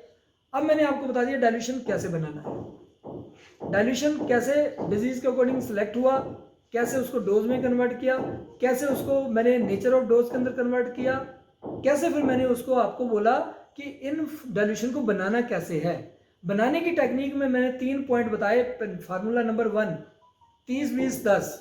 फार्मूला नंबर 2 कब यूज करना है, जब मेरे को पहले फार्मूले से मतलब जो मेरा पेशेंट बच गया, जिन पेशेंट को पहले फार्मूले से रिजल्ट मिले उसमें पहला फार्मूला चलने देना है। और 2 नंबर पे उसी को हम तभी यूज करेंगे अगर मेरे को रिजल्ट प्रॉपर नहीं मिल पा रहे हैं जिन पेशेंट में, उनमें से भी कुछ पेशेंट बचते हैं तो फार्मूला नंबर 3-2-1 इस फार्मूले के अंदर हम जाएंगे। अब इस टोटल कंटेंट के साथ हमारा जो सा एक चैप्टर खत्म हुआ वो क्या था, मैंने आपको बताया selection of disease, class of disease, dilution, dose, nature of dose, फिर हाउ टू मेक डाइल्यूशन। बस ये मैंने आपको बताया था इसके अंदर, यही इसका कंक्लूजन है। डिजीज के सिलेक्शन, ठीक है, वो आपका डायग्नोज हो गया। फिर मैंने बोला टाइप ऑफ डिजीज का सिलेक्शन, वो आपका एक्यूट, सब एक्यूट, क्रोनिक आ गया, राइट। फिर मैंने उसके अकॉर्डिंग एक्यूट के लिए कौन सा डाइल्यूशन चाहिए था, D6, सब एक्यूट के लिए D5, क्रोनिक के लिए D4। D4 को ही फर्स्ट डाइल्यूशन बोला गया, D5 को ही सेकंड डाइल्यूशन बोला गया, D6 को ही थर्ड डाइल्यूशन बोला गया। एक्यूट डिजीज के लिए थर्ड डाइल्यूशन D6, सब एक्यूट के लिए D5 और क्रोनिक के लिए D4। यहां तक बात समझ आई सर। उसके बाद मैंने डाइल्यूशन सेलेक्ट करने के बाद मैंने बोला इसको डोज में कन्वर्ट करना है। डोज के अंदर मैंने 1 नंबर पे बताया क्वांटिटी ऑफ डोज, कि हमें मात्रा कितनी लेनी है, कितना क्या रिकमेंड करना पेशेंट को कि हम कौन सी मात्रा उसको दें, राइट। मैंने बोला कि 1 दिन से लेकर के 10 साल तक के बच्चे को जितने साल का वो बच्चा है उतनी ही बूंदे आपने उसको देनी है। 5 साल का बच्चा तो 5 साल, 10 साल का बच्चा तो 10 साल, 10 साल से लेकर के अनटू डेथ, मतलब कि डेथ होने तक जो हमारी जर्नी रहती है, लाइफ जर्नी रहती है, उसमें स्टैंडर्ड डोज 10 to 15 ड्रॉप्स ही माना जाता है। ये होगी क्वांटिटी ऑफ डोज। फिर मैंने बोला इस क्वांटिटी को, इस डाइल्यूशन को लेना कैसे है, मैंने लेने की टेक्निक आपको बताई। लेने की टेक्निक नेचर में, नेचर ऑफ डोज में 2 टाइप आ जाती हैं। एक डिपेंड करती है हाइपो फंक्शन के ऊपर, एक करती है हाइपर फंक्शन के ऊपर। जो हाइपो और हाइपर फंक्शनिंग है ये any type of class of disease में मिलेंगी। अगर एक्यूट है तो एक्यूट के अंदर भी दोनों टाइप की आपको हाइपो एंड हाइपर फंक्शनिंग देखने को मिल सकती है। अगर क्रोनिक है तो क्रोनिक में भी ये दोनों टाइप आपको हाइपो एंड हाइपर कंडीशन देखने को मिल सकती है। अगर किसी के हाइपर कंडीशन हो जाती है, उस बीमारी में उस पर्सन के फंक्शन ऑर्गन्स के जो रिलेटेड ऑर्गन, जो बीमारी हुई है उस बीमारी के रिलेटेड ऑर्गन और सिस्टम के फंक्शन अगर बढ़ जाते हैं, हाइपर चले जाते हैं, तो जो क्वांटिटी ऑफ डोज हमने बनाई, डाइल्यूशन जो सिलेक्ट किया, उसको हमने पानी के अंदर डाल करके लेने की सलाह दी कि ये 10 बूंदे 10 साल का बच्चा है उसको पानी में डाल करके देनी है। वो क्यों देनी है, क्योंकि उस पर्सन को डिजीज तो एक्यूट है, डाइल्यूशन भी उसका D6 है, बट उसका जो नेचर बनी उसकी बॉडी की वो हाइपर फंक्शन के अंदर चली गई, इसलिए हमने उसको बोला इसको पानी के साथ ले लो, राइट। उसके बाद हाइपर फंक्शन के अंदर चला गया। हाइपर फंक्शन के अंदर क्या बोला उन्होंने कि इसके फंक्शन नॉर्मल से नीचे आ गए। हाइपर फंक्शनिंग में आप मेडिसिन पानी के अंदर मिक्स करके नहीं लेंगे, आप डायरेक्ट टंग पे लेंगे। तो इसका मतलब क्या हो गया, उस पर्सन के हाइपर फंक्शनिंग के अंदर हमने स्ट्रॉन्गर डोज दे दिया। स्ट्रॉन्गर डाइल्यूशन की बात नहीं मैं बोल रहा, स्ट्रॉन्गर डाइल्यूशन होता ही नहीं है। Light to lighter, lighter to lighter तो डाइल्यूशन में मैं बोल सकता हूँ टर्म, बट स्ट्रॉन्गर इसके अंदर नहीं आता है। तो यहाँ पे क्या हो गया, मैंने आप नेचर ऑफ डोज तक आपको पहुंचाया। अब मैंने आगे डाइल्यूशन बनाने का टेक्निक बता दिया। ये वीडियो भी आपको मिल जाएंगे सारे, उसको बार बार अपने तरीके से सुनोगे आराम से, तो फिर मेरे को लगता है कि आप सारी बातों को और भी अच्छे तरीके से अंडरस्टैंड कर पाएंगे। मैंने लास्ट में बोला डाइल्यूशन बनाने के लिए, मैंने बोला कि पहला मेथड मैंने बताया 30, 20 और 10 का। D for 30 drops of each medicine. Each medicine का मतलब अगर एक फार्मूला में एक मेडिसिन है तो 30 बूंदे उसकी डालो, 2 मेडिसिन है तो दोनों की 30 डालो, 3 मेडिसिन है तो तीनों की 30 बूंद डालो। बाकी जो बचा कंटेंट है 30 ml का, उसको डिस्टिल्ड वाटर या RO वाटर से या फिर मिनरल वाटर से आप फिल करके हल्का सा शेक करके उसका जो रिकमेंडेड डोज है लाइटर स्ट्रॉन्गर देना है उसको आप देने की सलाह दे सकते हैं। ये हो गया आपका पहला फार्मूला। अगर 20 बूंद मैंने की तो उससे D5 मेरा बन गया। अगर मैंने 10 बूंद को मिक्स किया ईच मेडिसिन को, वो मेरा D6 बन गया। अब मैंने बोला कि इस 30, 20 और 10 के फार्मूले के ऊपर आपको 80% तक रिजल्ट मिलने की संभावना रहेगी, पॉसिबिलिटी ऑफ रिजल्ट्स।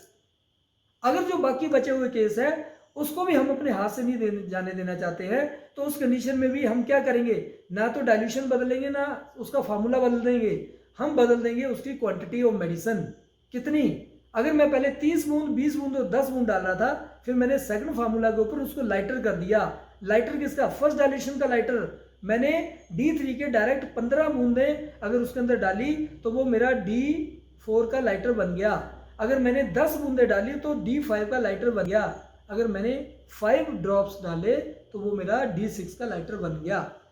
अगर इससे भी कुछ पेशेंट हमारे कुछ निकलते हैं, third step formula selection of dilution का, तो उसमें मैं क्या करूंगा, 3, 2, 1, फिर लाइटर टू लाइटर में आ जाऊंगा। फर्स्ट डाइल्यूशन मैंने बनाया तो उसमें 30 बूंद या 15 बूंद की बजाय मैंने 3 बूंद डाली। अगर मैंने D5 बनाया तो मैंने 20 और 10 बूंदों की बजाय केवल मात्र 2 बूंदें डाली। अगर D6 मैंने बनाना है उसकी 10 बूंद की बजाय मैंने क्या कर दिया, ना मैंने 10 डाली ना मैंने 5 डाली, मैंने 1 बूंद महज उस रेलेवेंट मेडिसिन की डाली।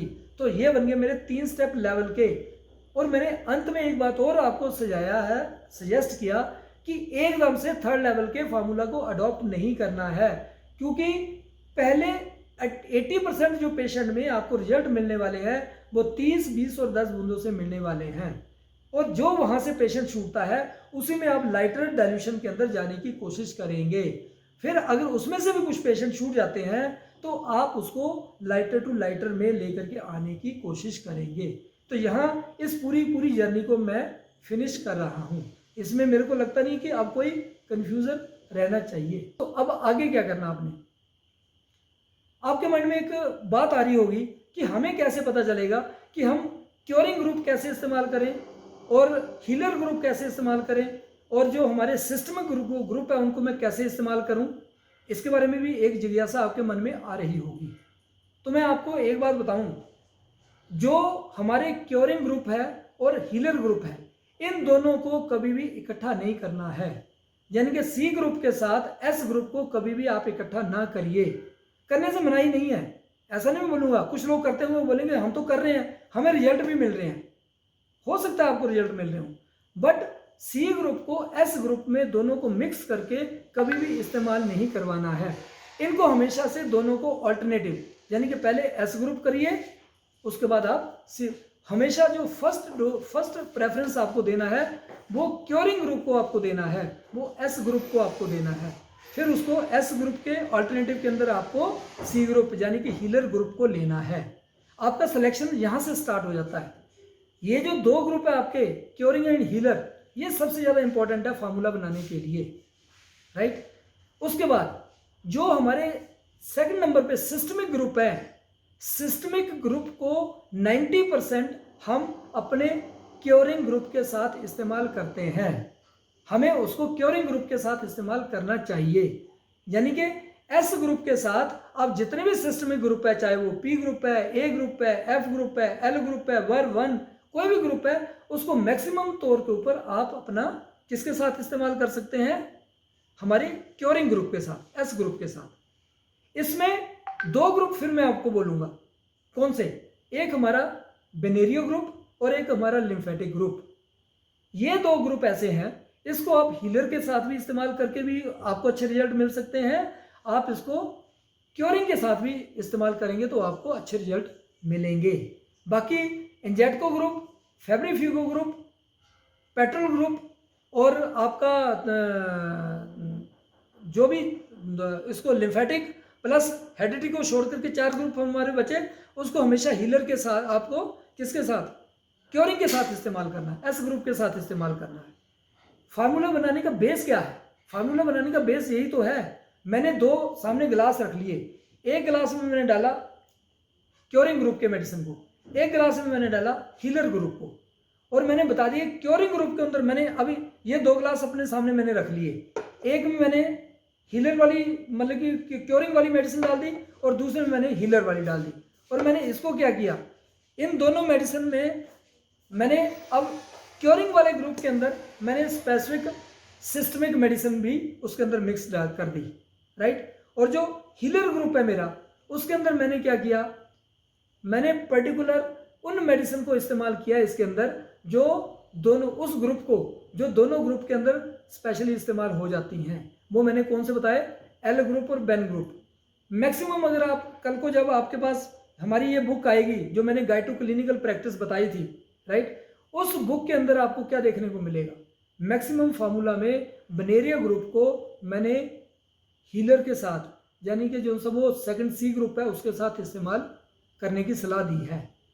क्यों दी है? क्योंकि उन ऐसा करने से हमें अच्छे रिजल्ट मिले हैं। नंबर 2, ये हो गया आपके पास क्योरिंग ग्रुप और हीलर ग्रुप। और जो सिस्टमिक ग्रुप है हमारे, मतलब कि 4 ग्रुप ऐसे हैं जो हमने क्योरिंग के अंदर डाले हैं और 2 ग्रुप ऐसे हैं जो हमने हीलर के साथ उसको इस्तेमाल करेंगे 90% तक। अगर जरूरत पड़ती है हम 10% उसको जो है वो क्योरिंग ग्रुप के अंदर भी डाल सकते हैं। मगर इसमें एक परफेक्ट ऐसा ग्रुप मेरी नज़र में है कि बेनेरियो ग्रुप को मैंने हमेशा आज तक हीलर के साथ ही इस्तेमाल किया, उसको क्योरिंग के साथ मैंने बहुत कम इस्तेमाल किया, राइट। तो इसका मतलब क्या हुआ, हमारा एक बेस तैयार हो गया फार्मूला बनाने का, राइट। हीलर और क्योरिंग ग्रुप के साथ सिस्टमिक और हीलर के साथ जो हमारे 2 परफॉर्मिंग सब्जेक्ट हेडेटिक इफेक्ट और लिम्फेटिक चैनल के, राइट। अब इसको कोऑर्डिनेट करने वाले इलेक्ट्रिन फ्लूइड, ये भी इंपॉर्टेंट। फार्मूला कंप्लीट कब होगा? सबसे पहले आपकी क्योरिंग मेडिसिन आएगी, उसके साथ सिस्टमिक ग्रुप की मेडिसिन आएगी, उसके साथ कोई इलेक्ट्रिन फ्लूइड आएगा, तब जाकर के आपका फार्मूला कंप्लीट होगा। ऐसे ही आपका हीलर आएगी मेडिसिन, उसके साथ आपका जो कंट्रोल सिस्टम के अंदर मैंने बोला वो मेडिसिन आएगी, फिर इलेक्ट्रिन फ्लूइड आएगा, तो फिर आपका फार्मूला कंप्लीट हो जाएगा। अब इंपॉर्टेंट, जो हमारा क्योरिंग ग्रुप है उसके साथ मैं हमेशा पॉजिटिव इलेक्ट्रिन फ्लूइड को इस्तेमाल करने की सलाह देता हूं। पॉजिटिव कैसे? मैंने बताया रेड और ब्लू इलेक्ट्रिसिटी आपकी पॉजिटिव हैं। अगर मेरे को उस फार्मूला के अंदर कोई इलेक्ट्रिन फ्लूइड चूज करनी है तो मैं क्या करूंगा, या तो मैं रेड को करूंगा चूज, या फिर मैं ब्लू इलेक्ट्रिसिटी को करूंगा, राइट। ब्लू और रेड कहाँ कहाँ इस्तेमाल हो सकती है उन सिस्टम के बारे में भी आपको मैं बताऊंगा। और जो मेरा हीलर ग्रुप है, कैंसरस ग्रुप है, उसके साथ हमेशा ही मैं नेगेटिव इलेक्ट्रिन फ्लूइड को सिलेक्ट करूंगा। नेगेटिव इलेक्ट्रिन फ्लूइड हमारे जी और वाई, राइट। जो न्यूट्रल ग्रुप है इसको मैं दोनों में से जब मेरे को जरूरत पड़े किसी एक ग्रुप के साथ इस्तेमाल करने का मेरे पास हमेशा राइट बना रहेगा। मान लो मेरे को कोई पॉजिटिव नेगेटिव इलेक्ट्रिन फ्लूइड की सिलेक्शन नहीं पता चल पा रही है, मगर मैं क्या करूंगा, दोनों ग्रुप में किसी एक के साथ न्यूट्रल इलेक्ट्रिन फ्लूइड को मिक्स कर दूंगा, चाहे मैं क्योरिंग के साथ करूं चाहे मैं हीलर के साथ करूं, राइट। जब ये चीजें आपको अब पता चल गया कि मैंने क्योरिंग के साथ पॉजिटिव इलेक्ट्रॉन फ्लूइड को इस्तेमाल करना है और हीलर के साथ मैंने नेगेटिव इलेक्ट्रॉन फ्लूइड को इस्तेमाल करना है। अगर मेरे को दोनों का कुछ पता नहीं चल रहा है तो मैं दोनों ग्रुप में W को किसी एक ग्रुप के साथ इस्तेमाल करूंगा। अब आपका फार्मूला का बेस सांचा तैयार हो गया। क्या बोला मैंने? Healer plus systemic medicine plus positive electron fluid, ये हमारा नहीं, curing plus systemic medicine plus positive electron fluid, ये हमारा एक फार्मूले का बेस तैयार हो गया। दूसरा वाइस वर्सा इसका ऑल्टरनेटिव, सी ग्रुप यानी कि हीलर ग्रुप प्लस जो मैंने आपको एलोवेन ग्रुप बताया प्लस नेगेटिव इलेक्ट्रॉन फ्लूइड आ गया। तो ये मेरा एक दो फार्मूले बन गए। दो फार्मूला के लिए संचा तैयार कर दिया, हम फ्रेम तैयार कर दिए। अब इसके अंदर हमने फोटो लगानी है, फोटो एक्स की लगा दो, वाई की लगा दो, ये आपको चूज करनी है। अब वो आता है सिलेक्शन ऑफ रेमेडी का सबसे लास्ट पॉइंट, कि हमें ये कैसे पता चलेगा कि हीलर में कौन सी मेडिसिन लेनी है, क्योरिंग के अंदर कौन सी मेडिसिन लेनी है, राइट। तो दोस्तों यहाँ आपको अब मैं बेसिक 38 मेडिसिन रेमेडीज की बात करूँगा। मैंने स्टार्टिंग में बता दिया एस ग्रुप में 9 है, 10 हमारे उसके अंदर है, 4 हमारे सिस्टमिक ग्रुप पेट्रोल में है, 3 हमारे सिस्टमिक ग्रुप ब्लड में है, 2 हमारे नर्वस सिस्टम में है, 2 हमारे वर्मीसाइडल के अंदर है, 2 हमारे लिम्फेटिक के अंदर है, 1 हमारा बनेरियो के अंदर है, 5 हमारे इलेक्ट्रो, ये 38 मेडिसिन होगी ना हमारे पास। टिप्स के ऊपर काउंट कर सकते हैं। ये जो 38 मिसाइल्स है, इन्हीं से हमें हर चीज़ का शिकार करना है, हर बीमारी का शिकार इन्हीं 38 बेसिक मिसाइल से करना है।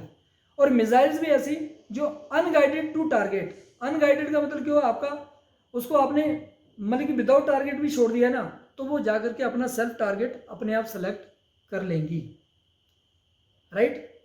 इस पॉइंट को यहाँ तक आप समझने में कामयाब हुए।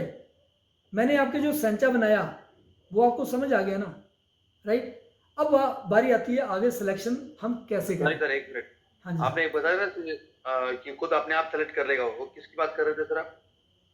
अगर आपको कोई भी चीज़ समझ नहीं आ पाई, आपने गलत मेडिसिन दे दी, मैं आपको सबसे बड़ा फार्मूला, एक बात मैं और बोलूँगा, क्योंकि इलेक्ट्रो की प्रैक्टिस इतनी सिंप्लीफाई है, क्योंकि इसके अंदर हमें मालूम है किसी तरीके का कोई नुकसान नहीं है। अगर फ़ायदा नहीं हुआ तो नुकसान भी नहीं करे। If there is no benefit then there is no harm also. अगर कोई बेनिफिट नहीं होगा तो उसका नुकसान नहीं होने वाला है।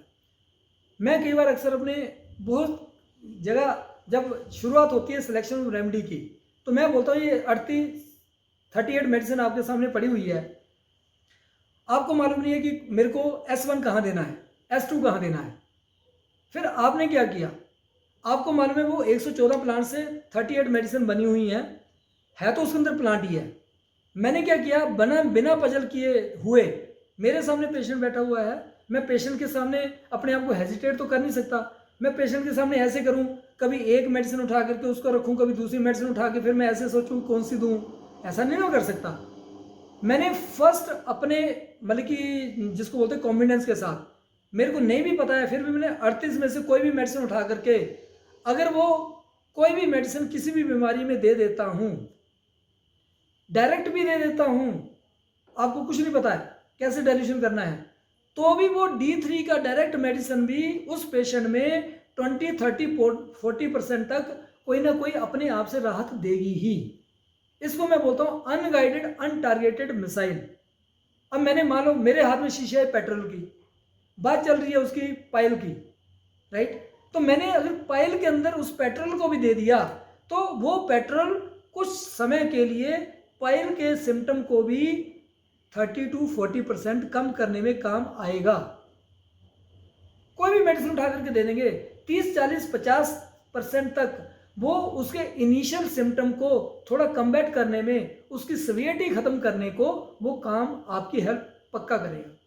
इसलिए मैंने बोला अनगाइडेड अनटारगेटेड मिसाइल, राइट। पर हमें कोई तुक्के वाला, तीर तुक्के वाला डॉक्टर नहीं बनना है, हमें लकीर के फकीर भी नहीं बनना है। बात चल रही है फार्मूला अगर बनाया जा सकता है तो क्यों हम उस फार्मूले के बारे में, कोई इतना बड़ा रॉकेट साइंस थोड़ी है। मैंने एक लाइन के अंदर बात खत्म की, आपको सांचा बना करके दे दिया, आपको फ्रेम बना करके दे दिया, एक कैनवस बना करके दे दिया। भैया अगर क्योरिंग मेडिसिन है उसके साथ एक हीलर मेडिसिन डालनी है, उसके साथ एक पॉजिटिव इलेक्ट्रॉन फ्लूइड देना है, सांचा बन गया। दूसरा मैंने बोला एक हीलर मेडिसिन है, उसके साथ मैंने एल ग्रुप और बेन ग्रुप को मैंने स्पेसिफाई कर दिया, उनमें से कोई भी आप इसके अंदर मिक्स कर देते हैं। उसके बाद मैंने नेगेटिव इलेक्ट्रॉन फ्लूइड उसके अंदर डाल दिया, तो आपका वो सांचा तैयार हो गया। पर आप बोलते कि मेरे को ये सारी बातें समझ नहीं आ रही, एंड में फिर भी मटेरियल बोले कि नहीं कुछ समझ आया, तो व्हाइट इलेक्ट्रॉन तो आपके लिए बना दिया ना कॉमन, वो न्यूट्रल है, उसमें आपको ना पॉजिटिव देखने की जरूरत है ना नेगेटिव। उसको दोनों में से किसी एक ग्रुप में डाल दो, चाहे हीलर में डाल दो, चाहे उसको आप क्योरिंग के अंदर डाल दो, राइट। तो इसमें पजल होने वाला पॉइंट नहीं है, मगर हमें स्पेसिफिक बनना है। मेरे को पता होना चाहिए कि जो मैं मेडिसिन दे रहा हूं वो स्पेसिफिक ही है। अब बारी आती है, पहले एस ग्रुप की बात करें। 2 ग्रुप की मैं डिटेल में जाऊंगा, उसके साथ सिस्टमिक छोटे छोटे उसको सिलेक्शन का आपको अपने आप पता लगना शुरू हो जाएगा। एस ग्रुप में S1 है, S2 है, S3 है, S5 है, राइट। फिर S6 है, S10 है। हमें इतना ही तो वास्तव में पता लगाना है कि S1 का जो स्फीयर ऑफ एक्शन है वो क्या है। मैंने आपको बोली कि S1 का sphere of action lymphatic patient के लिए सबसे बेस्ट रेमेडी है। हीलिंग के रूप क्योरिंग के रूप में किसी भी बीमारी में अगर मैं S1 किसी भी पर्सन को दे देता हूं, वो 70 to 80% तक की सीवियरिटी को अकेले S1 ही कवर करने की पावर रखता है। नंबर 2 S2 आ गया। फिर मान लीजिए S2 का उन्होंने बताया कि ये हमारी ब्लैडर जो होलो ऑर्गन है हमारी बॉडी के, उसके अंदर काम करने वाला नॉन सर्वेज कंटेंट है। अब होलो के अंदर क्या चीज आती है, जितने हमारे ब्लैडर्स हैं, चाहे वो गाल ब्लैडर है, चाहे वो हमारा और कौन सा ब्लैडर हुआ, यूरिनरी ब्लैडर, इसकी विशेष मेडिसिन बताई गई S2। और साथ में बोला कि सेकंड लाइन के अंदर बोला गया ये ग्लैंडुलर फर्स्ट रेमेडी है। ग्लैंडुलर के अंदर जो हमारी एंडोक्राइन ग्लैंड है उसकी ये फर्स्ट रेमेडी मानी जाती है, हमारी पर्टिकुलर गनेटोट्रोपिक मेडिसिन है S2, राइट। 4 नंबर पे वो लिखता है, राइटर लिखेंगे कि S2 जो सी है फीमेल ग्लैंडुलर जो यूरोजेनिटल स्पेसिफिक रेमेडी कहलाती है। अब S2 के स्फीयर जो उसका एक्शन स्फीयर है वो आपको पता चल गया कि कहाँ कहाँ ये काम करने वाली है। अब मैं अगर कल को बोलूँ कि आप मेरे से बोलते हैं कि डॉक्टर साहब किसी को मान लो कोई गायनी पेशेंट है, उसको लिक्यूरिया पोजिशन है, उसको मेट्रोहेजिक कंडीशन है, उसको क्रिप्टोमोनोटिक कंडीशन है, उसको एमनोरिक कंडीशन है, आप मेरे से फार्मूला पूछेंगे तो मैं हर बारी आपको बोलूँगा कि S2 प्लस रेड इलेक्ट्रिसिटी दे दो, S2 प्लस रेड इलेक्ट्रिसिटी दे दो। तो वो आपके माइंड में, आप मेरे से 10 बीमारी पूछेंगे, 100 बीमारी भी गायनी से पूछेंगे, आपको S2 उसका S2 का यूज उसके अंदर होगा ही। मैं यहाँ पॉजिटिव इलेक्ट्रॉन फ्लूइड की बात करूँ तो रेड इलेक्ट्रिसिटी साथ दे रहा हूँ, नहीं मेरे को पॉजिटिव और नेगेटिव पता चल रहा है मैं S2 प्लस W दे रहा हूँ, तो भी every type of male disease में S2 अकेले में भी 90% बीमारियों को हील करने की पावर रखती है, राइट। तो इसका मतलब क्या हुआ, तो मेरे को S2 को ही सिलेक्ट करना है गायनी के लिए। आगे चलते S3 आ गया। S3 में भी बोला glandular second remedy, male gonadotropic hormone, gonadotropic के ऊपर जो वर्क करने वाली रेमेडी है वो हमारी S3 है, बोल दिया गया। अच्छा, S3 को बोला गया कि ये हमारी एक्सक्रीटरी के ऊपर भी वर्क करती है, एक्सक्रीशन के ऊपर, चाहे वो स्वेटिंग हो, चाहे वो यूरिनरी अपरेटस हो, राइट। तो अच्छा, यहाँ मेल और फीमेल स्पेसिफिक रेमेडी बोला जा रहा है, तो इसका मतलब ये कदापि ना मत इसको लीजिएगा कि S1 को हम मेल में इस्तेमाल नहीं कर सकते हैं या S3 को फीमेल में नहीं इस्तेमाल कर सकते हैं, क्योंकि मैंने ब्लैडर की बात भी कही है, तो ब्लैडर तो दोनों में सेम रहेंगे ना। पर इसने सेकेंडली ये बोल दिया कि ये विशेषकर मेल के गनेटोट्रोपिक मेडिसिन है। तो बच्चे से लेकर के बड़े तक जितने भी मेल की प्रॉब्लम होती है यूरोजेनिटल को लेकर के, उसके अंदर मैं S3 की प्राइमरी सिलेक्शन करूंगा ही।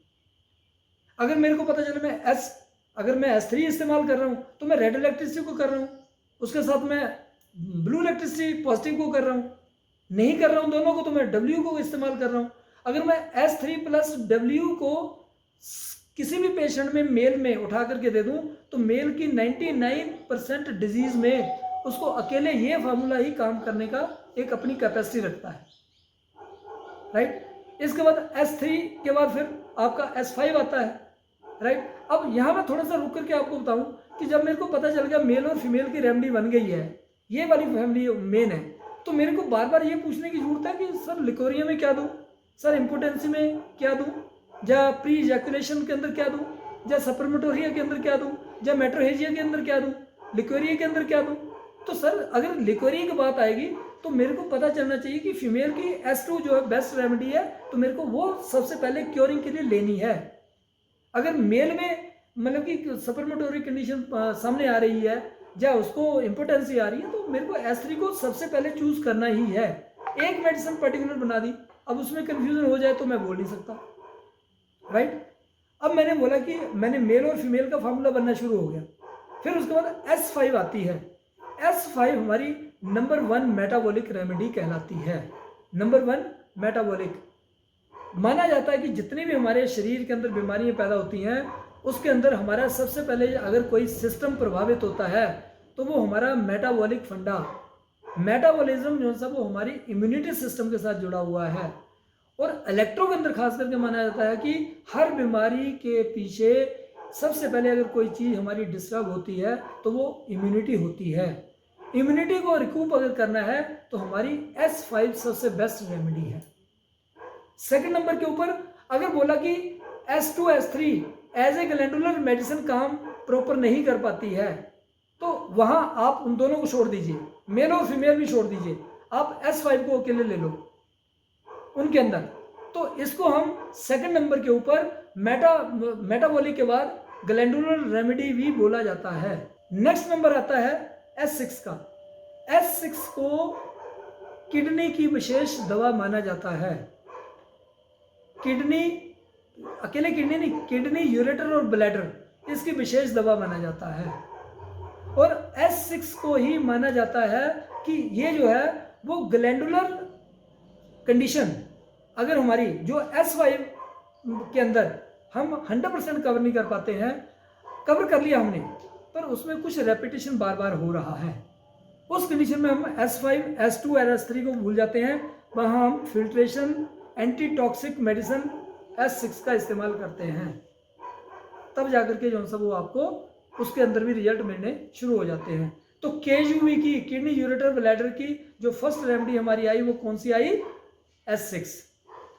इसका मतलब क्या, S6 हमारी सिलेक्शन में हमें पता चल गया इसका जो सफियर ऑफ एक्शन है वो KUV मेन है। अगर KUV मेन के साथ साथ अगर मेरे को लगता है कि S5 ने ग्लैंडुलर कंटेंट की हीलिंग कर दी, क्योरिंग कर दी, उसके बाद भी कुछ छोटी मोटी जो कॉम्प्लिकेशन रहती है उन कॉम्प्लिकेशन को भी S6 को देने के बाद हम कवर कर सकते हैं।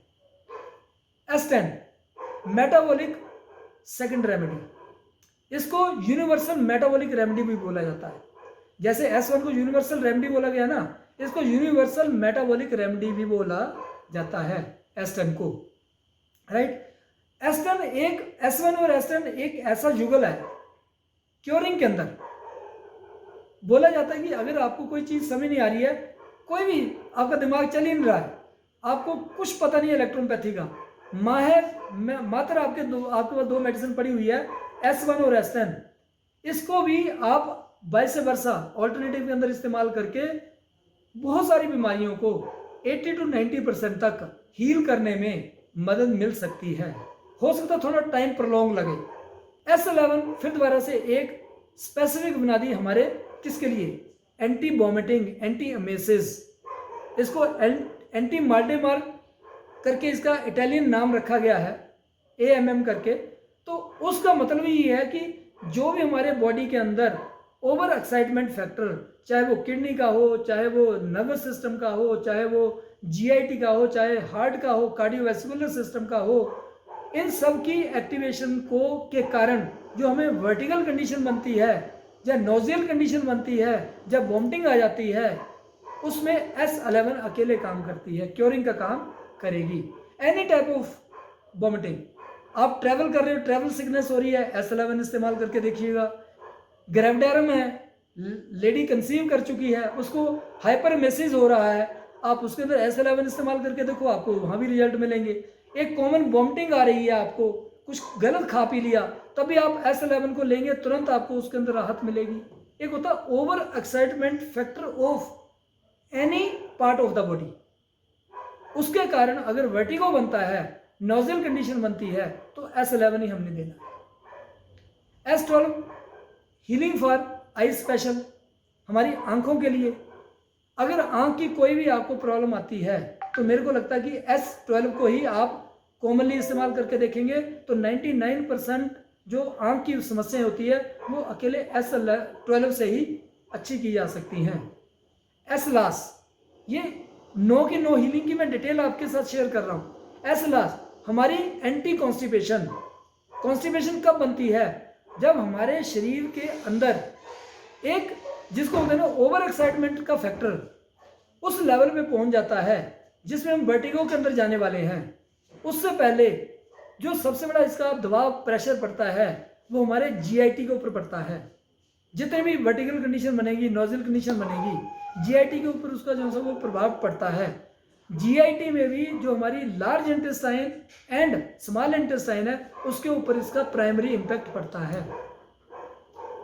और लार्ज इंटेस्टाइन इसका स्पेसिफिक टारगेट है, क्योंकि एंड में आकर के चाहे हम पजल हो, नर्वस हो, उससे करके सबसे पहला दो ही फैक्टर हमारे बॉडी के अंदर डेवलप होते हैं, या तो कॉन्स्टिपेशन हो जाती है या फिर प्रोफ्यूज डायरी कंडीशन हो जाती है। कुछ लोगों में डायरी कंडीशन भी देखने को मिलती है, पर मैक्सिमम लोगों में कॉन्स्टिपेशन देखने को मिलती है। इसलिए मैटी जी ने S-लास लासाटिवो को एक स्पेसिफिक एंटी कॉन्स्टिपेशन रेमेडी बना दिया। तो ये 9 हमारी मेडिसिन थी, राइट। तो मैं आपको बोलता हूँ कि किडनी का फार्मूला बनाओ, कौन सी मेडिसिन सेलेक्ट करोगे आप क्योरिंग के लिए? S6, right. मैं आपको बोलता हूँ कि मेल गनेटोट्रोपिक फार्मूला बनाना है, इंपोर्टेंस के लिए बनाना है, तो आप एकदम से कहाँ जाओगे? S3 के ऊपर जाओगे, राइट। फीमेल के लिए आप S2 के ऊपर जाओगे। फिर मैंने बोला कि जब हमारी जो मेटाबॉलिक डिस्टर्बेंसेस ये सारी चीज़ों में हो रही है, इन चीज़ों में सारे के सारे मेटाबॉलिक फैक्टर डिस्टॉर्ट हो रहे हैं, तो हमें मेटाबॉलिज्म को सबसे पहले क्योर करना है। तो आप कौन सी मेडिसिन को सिलेक्ट करोगे? जो फर्स्ट मेटाबॉलिक रेमेडी मैंने आपको बताई S5। इन 9 मेडिसिन की अगर करेक्टरिस्टिक्स को दिन में एक बार गाइड टू क्लिनिकल प्रैक्टिस के अंदर आप अगर बार बार एक पन्ने को खोल करके पढ़ेंगे, कभी भी आपको चांस मिलता है तो आप उठा करके जो इसके 4-5 पन्नों के अंदर ब्रीफिंग किया गया है उसको आप पढ़ना शुरू कर दीजिए। अपने आप ही आपके दिमाग में एक स्विच ऑन हो जाएगा। आप उसके बारे में जब भी जिक्र करोगे, एक कंप्यूटर आपका मेमोरी के अंदर आपका कंप्यूटराइज चिप फिट हो जाएगा। जब भी आप करेंगे मेटाबॉलिक फैक्टर की बात तो आप एकदम से S5 की तरफ भागेंगे। जब गनेटोट्रोपिक्स की फीमेल की बात करोगे S2 की तरफ भागोगे। आप बोलेंगे कि कॉमन अगर बॉडी की जितनी भी सिवियरिटी है, मेरे को कोई चीज़ आप समझ नहीं पा रहे हैं, तो एकदम से S1 की तरफ को भागोगे। तो फार्मूला बनाना क्या इतना मुश्किल काम हो सकता है? अब C और S ग्रुप के अंदर आपस में रिलेशन भी है। S की जो vice versa remedy C group की मानी जाती है वो S1 की मानी जाती है C1, S2 की C2, C3 की S3 की C3। फिर C4 बीच में एक रेमेडी आई तो उसका टोटल स्फीयर ऑफ एक्शन बदल गया। हमारे स्केलेटल सिस्टम के लिए मैटी जी ने एकमात्र मेडिसिन बना दी कि जितनी भी बोन्स की प्रॉब्लम आई, कैरी से लेकर के आर्थराइटिस से लेकर के फिर जॉइंट्स डिस्टॉर्शन से लेकर के, अब जहाँ भी बोन इन्वॉल्व होती है वहाँ केवल C4 का इस्तेमाल करो। S5 का वाइस वर्सा C5, S6 का वाइस वर्सा C6, राइट। और S10 का वाइस वर्सा C10। S10 का वाइस वर्सा C10 मीन्स जहां जहां आप S10 को सिलेक्ट करने वाले हैं वहां वहां आप C10 को अगर साथ ले लेते हैं उसके ऑल्टरनेटिव में, तो आपको जो मेटाबॉलिक यूनिवर्सल है उसमें एक अच्छा रिस्पॉन्स मिलने के चांसेस हो जाते हैं। S10 alternative C10। पर यहीं पे मैं आपको रोक करके एक बात और बताऊंगा कि कुछ रेमेडी ऐसी हैं C ग्रुप की, हम आपस में उसको मिलाने की भी कई जगह मैटी जी ने भी उसका इस्तेमाल किया है। वो मात्र हमारी C10 एक ऐसी रेमेडी है जिसको S10 के साथ भी उन्होंने मिला करके रिजल्ट लिए हुए हैं। राइट। तो यहाँ भी कल को कहीं फार्मूला में आपको ये नजर आए कि S10 के साथ C10 है, तो आप ये मत कभी भी सोचिए कि नहीं शर्मा सर ने तो बोला था कि नहीं आपको C के साथ S को कभी मिक्स करना नहीं है। जैसे मैंने आपको बोला कि बेनेरियो ग्रुप है, उसको मैंने परफेक्टली आपको क्योरिंग ग्रुप के साथ हीलर ग्रुप के साथ यूज करने की सलाह दी। तो इसका मतलब क्या है कि बेन को हमेशा आप C ग्रुप के साथ इस्तेमाल करेंगे। उस तरीके से S10 और C10 अकेले अकेले भी इस्तेमाल करवाए जा सकते हैं और दोनों को मिक्स भी किया जा सकता है। इसके बाद S10 तक हमारा आगे करेक्टर खत्म हो गया। उसके अलावा जितने भी हमारे बचे S12, S11, अगर उसके अंदर हमें क्योरिंग लेनी है तो उसके बाइसे वर्षा हम कहाँ आएंगे? C1 के पास आएंगे। अगर हमें अकेले सिस्टमिक ग्रुप को इस्तेमाल करना है, ए ग्रुप को इस्तेमाल करना है, तो अगर हम उसका हीलर चूज करेंगे तो कहाँ जाएंगे? अगर A1 है तो C1 के पास जाएंगे, अगर A2 है तो C2 के पास जाएंगे, अगर A3 है तो हम C3 के पास जाएंगे। अगर पेट्रोल ग्रुप हीलर के रूप में हम इस्तेमाल कर means as a systemic group इस्तेमाल कर रहे हैं, P1 कर रहे हैं तो C1 के पास जाओ, P2 कर रहे हैं तो C2, P3 तो C3, P4 तो C4। आप ऐसे करके इसको इस्तेमाल कर सकते हैं। ये इसके वाइस वर्सा आपस के चेन ग्रुप है, राइट। अब आगे चल करके C10 तक तो आगे बात हमें समझ में आ गई। S11 और S12 में मैंने बोल दिया आप C1 के पास चले आइए। अब C13 क्यों बनाई? C13 मैटी जी ने हमारे थ्रोट सेगमेंट को इसकी हीलिंग का एक विशेष, उन्होंने बोला कि जितनी भी हमें समस्याएं होती हैं, चाहे हम बुखार हो जाए, चाहे हमें कोई डायरी कंडीशन हो जाए, तो हमारा गला जो है वो सबसे सेंसिटिव चीज़ है और गले के ऊपर हर चीज़ का, हर बीमारी का इम्पैक्ट आता ही है। तो उन्होंने एक पर्टिकुलर थ्रोट के लिए मेडिसिन बना दी जिसका उन्होंने नाम C13 दे दिया, राइट। उसके अलावा हमने मैटी जी ने देखा कि जो GIT हमारा बहुत प्रोलॉन्ग सिस्टम है, राइट, इसका हमारे लिप्स से स्टार्ट हो जाता एनाल कैनाल तक पहुंचता है। तो उन्होंने इस सेगमेंट को क्योरिंग करने का, जो हीलिंग करने का, दो सेगमेंट में इसको डिवाइड किया। एक हमारे लिप्स से लेकर के हमारे ऑरिफिक्स ऑफ स्मॉल इंटेस्टाइन, यानी कि हमारा जो ड्यूडेनल है उस ऑरिफिक्स तक जो सा है वो हमारा एक पार्ट माना गया है। उस स्मॉल इंटेस्टाइन के ड्यूडेनल पार्ट से लेकर के जेजुनम से क्रॉस होते हुए आगे एनाल कैनाल तक उसको दूसरे पार्ट में कर दिया। अब जो लोअर हमारा अब्डोमेन रहता है, जो हमारा स्मॉल इंटेस्टाइन से एनाल कैनाल तक, इसके ऊपर मैटी जी ने पर्टिकुलर C10 का एक स्पेशल मार्का दिया हुआ है कि इसके ऊपर C10 हम इस्तेमाल करवाएंगे। और जो लिप से लेकर के हमारे ऑरिफिक्स ऑफ स्मॉल इंटेस्टाइन है वहां तक। आपने जब इसकी वो आगे जो बता रहे थे थोड़ा सा अंग्रेजी में बता देंगे तो अच्छा रहेगा। तो स्मॉल इंटेस्टाइन की और कुछ हिंदी में बता दिए, कुछ समझ में नहीं आया तो। सर जब स्मॉल इंटेस्टाइन उसका जो स्टार्टिंग पॉइंट है जिसको ऑरिफिक्स, यहाँ से हमारा स्टमक का पार्ट स्मॉल इंटेस्टाइन के साथ ओपन होता है, राइट, उससे जो पहले का स्टमक का जो लास्ट एंड है उससे लेकर के, यानी कि हमारे माउथ से लेकर के जो स्टमक के उस एंड तक, लास्ट एंड तक जो हिस्सा है उसको अपर एब्डोमेन के अंदर उन्होंने बोल दिया। मैटी जी ने बोला कि अपर GIT, not abdomen, upper GIT। Abdomen तो हमारा ये हिस्सा आ गया ना, और अपर ये हो गया जो नाभि से ऊपर है, लोअर जो नाभि से नीचे है। मगर अपर GIT जिसको उन्होंने बोला है वो हमारा माउथ से लेकर, लिप से लेकर के ऑरिफिक्स ऑफ ड्यूडेनम, जो ड्यूडेनम का जो स्मॉल इंटेस्टाइन का जो पहला हिस्सा है वहां तक का जो हिस्सा उसको अपर GIT माना गया है। अपर GIT के लिए C15 को मैटी जी ने स्पेसिफिक इसके लिए बनाया, उसकी हीलिंग के लिए इसको बनाया। कहने का मतलब यह है कि आपको पता चलता है लिप्स की प्रॉब्लम है, माउथ की प्रॉब्लम है, ऑइसोफेजियल प्रॉब्लम है, स्टमक की प्रॉब्लम है, अगर इसके अंदर किसी क्योरिंग मेडिसिन को आपको, हीलिंग मेडिसिन को आपको लेना तो C15 आप लेंगे। इसके अलावा जो ऑरिफिक्स ऑफ स्मॉल इंटेस्टाइन, यहाँ से पेट खत्म हो गया और इंटेस्टाइन स्टार्ट होगी, उससे लेकर के एनाल कैनाल तक, एनएस तक जो हमारा एरिया उसको हम लोअर GIT बोलते हैं। लोअर GIT के लिए C10 बनाया गया। अगर लोअर GIT की हीलिंग की बात कहीं भी आती है तो वहाँ जो फर्स्ट प्रेफरेबल कैंसरसो ग्रुप की मेडिसिन रहेगी वो C10 रहेगी, राइट। अब मैंने C10 का भी आपको बता दिया और C15 का भी आपको बताया। अब रही C17 लास्ट में। C17 मेरी नज़र में एक ऐसी मेडिसिन है जिसको मैं सबसे ज़्यादा पावरफुल मेडिसिन मानता हूँ। इन केस जब भी आपके शरीर में कोई एबनॉर्मलिटी आती है, कोई भी आपके शरीर के अंदर कोई बीमारी घर अपना बनाना शुरू करती है, तो वो आपके शरीर के अंदर टॉक्सिन पैदा करनी शुरू कर देती है।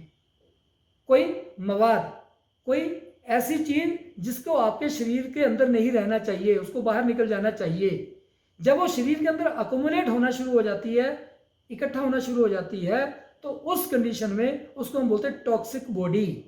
जो टॉक्सिक बॉडी है उसको डिटॉक्स करने का जो काम करती है वो C17 करती है। C17 अकॉर्डिंग टू मैटी हमारे जितने भी टॉक्सिन को बाहर निकालने का काम करता है, वो सबसे बड़ा तंत्र हमारा कौन सा है? यूरोजेनिटल, मीन्स रीनल सिस्टम हमारा, जो किडनी यूरेटर ब्लैडर है। पर्टिकुलर उस हिस्से को अंदर कोई मवाद जमा ना हो जाए, उसको डिटॉक्स करना सबसे पहले इंपॉर्टेंट है। तो C17 मैटी जी ने पर्टिकुलर उस चीज़ के लिए इस्तेमाल की है। उन्होंने कहीं ये नहीं लिखा, उन्होंने बोला कि इसको मैंने डिटॉक्स किया, पर मैंने पाया कि इसको होल बॉडी को डिटॉक्स करने का काम जो सा वो इंडिया के अंदर खास करके जो इसका एनवायरमेंटल और टेम्परामेंट इंडिया का है, उसके अनुसार C17 सबसे इंपॉर्टेंट मेडिसिन है। राइट, मैं क्या करता हूँ, अब पहले हम कंक्लूड करें दो फैक्टर को, हीलिंग ग्रुप को और क्योरिंग ग्रुप को।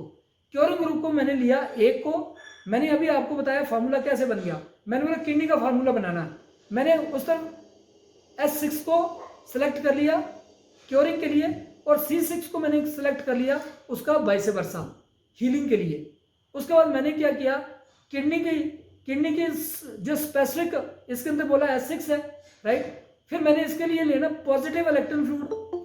मैंने पाया जो पॉजिटिव इलेक्ट्रॉन फ्लूइड है, मैंने पाया इसकी मेरी रिक्वायरमेंट जो किडनी की है, मान लो यूरिनरी ट्रैक्ट इन्फेक्शन की जो सी वो मेरी स्पेशल इलेक्ट्रॉन फ्लूइड है, वो मान लो रेड इलेक्ट्रिसिटी है, मैंने S6 के साथ रेड को ले लिया। उसके बाद C से अगर वहाँ रेड लिया, रेड की वाइस वर्सा जो सी येलो इलेक्ट्रिसिटी है और ब्लू की वाइस वर्सा ग्रीन है, तो मैंने अगर वहाँ रेड चूज किया तो वहाँ मैंने ग्रीन इलेक्ट्रॉन फ्लूइड को ले लिया। अब मैंने किडनी का एक विशेष फार्मूला बना लिया, S6 plus red electricity, C6 plus yellow electricity. अगर मैं ये मेरा एक कैनवस जो मैंने फार्मूला बनाने का टेक्निक बताया था, ये मैंने इसमें आपको कंक्लूड किया। अब इसमें एक चीज छूट रही है दोनों में। एक में मैंने हाइड्रेटिक इफेक्ट जरूर डालना है, वो मैंने जो हीलर के अंदर डालना है, तो मैंने C6 प्लस बनेरियो 1 प्लस येलो इलेक्ट्रिसिटी एक कंपोजिशन कर दिया, और ऊपर S6 प्लस रेड इलेक्ट्रिसिटी था। इसके साथ मैंने अब उस कंपोनेंट को साथ में जोड़ना है जो किडनी के फंक्शन को एनहांस करने का काम करता है। किडनी के फंक्शन को एनहांस करने का काम सबसे बड़ा अगर करता है वो डिटॉक्स ब्लड, जो मतलब कि डीऑक्सीजनेटेड ब्लड जब पूरे बॉडी से घूम करके फिल्टर होने के लिए किडनी के अंदर आता है, तो वो उसके फैक्टर को सुपर एक्साइट करता है। तो मैं क्या करूंगा, मैं S6 के साथ A ग्रुप की ब्लड की कोई ऐसी रेमेडी जरूर लूंगा, चाहे A1 लूं, चाहे A2 लूं, चाहे A3 लूं। मैं कर दिया, मान लो A1 मैंने ले ली, S6 plus A1 plus red electricity, second composition C6 plus Ven1 plus yellow electricity. अब दोस्तों ये मेरा किडनी का फार्मूला कंप्लीट हो गया। अब इसमें कहीं कोई कंफ्यूजन तो नहीं नजर आ रहा है, राइट।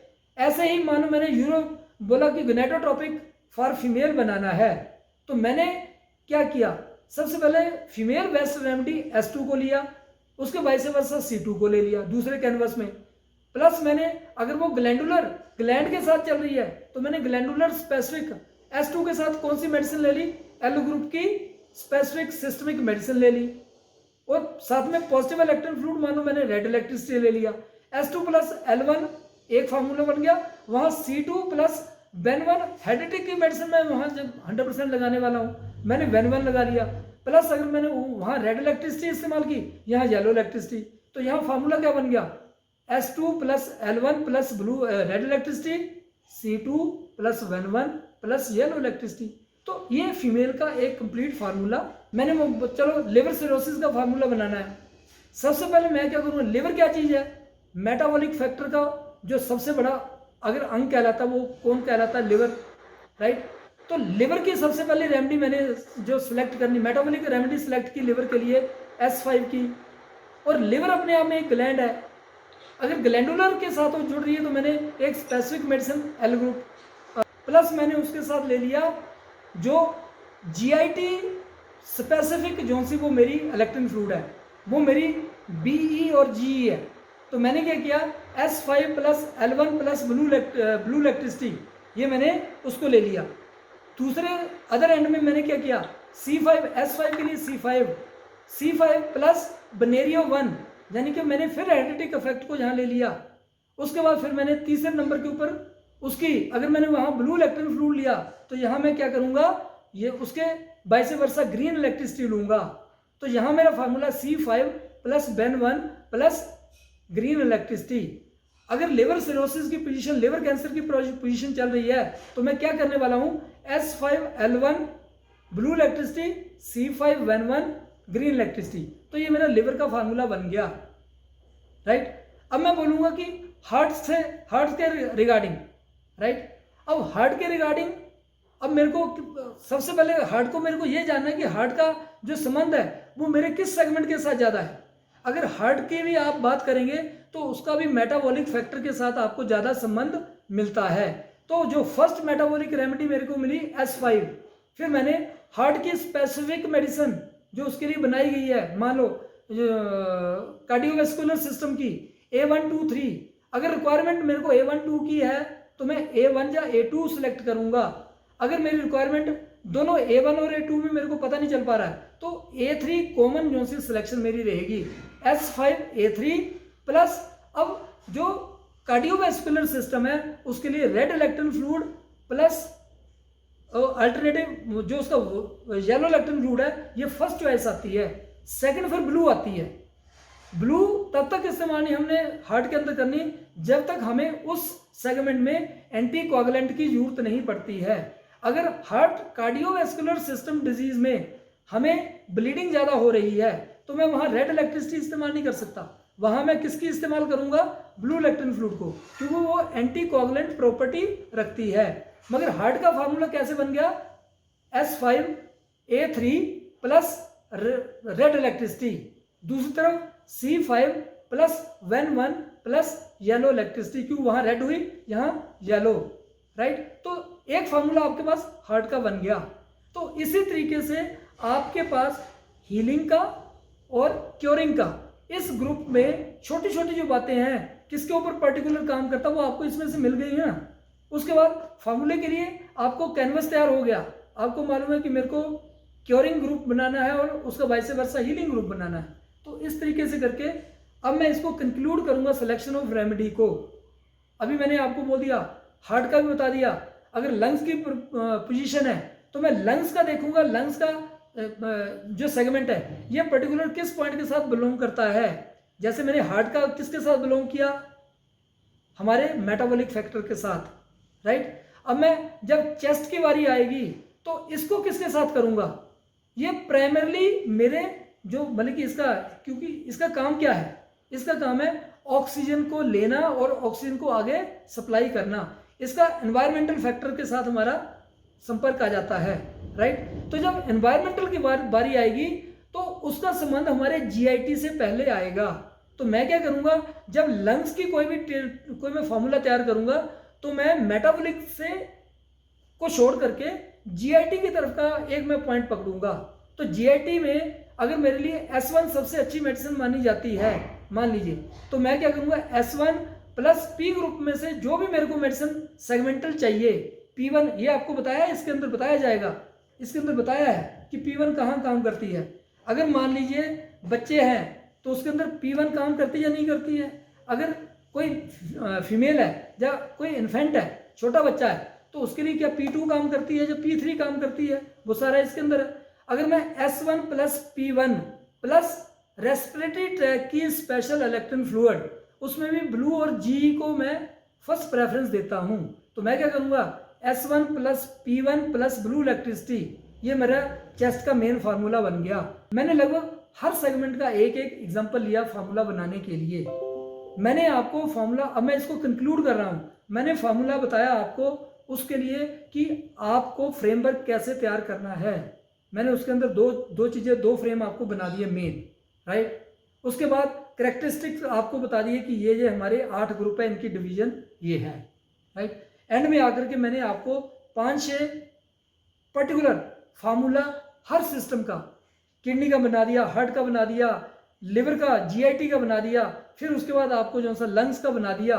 तो इस तरीके से नर्वस सिस्टम का भी आपको आ जाता है। नर्वस सिस्टम भी हमारा जो सा मेटाबॉलिक फैक्टर के साथ जुड़ेगा, राइट। तो मेटाबॉलिक फैक्टर में हम S5 को सबसे सर्वोपरि मान करके चलते हैं। तो S5 systemic medicine of brain means nervous system F1 plus जो इसकी इलेक्ट्रल फ्लूइड बोली गई है फर्स्ट चॉइस WE, यानी कि जो न्यूट्रल मेडिसिन है नर्वस सिस्टम के लिए उसको फर्स्ट चॉइस माना गया है, राइट। या सेकंड चॉइस होती ऑल नेगेटिव इलेक्ट्रल फ्लूइड।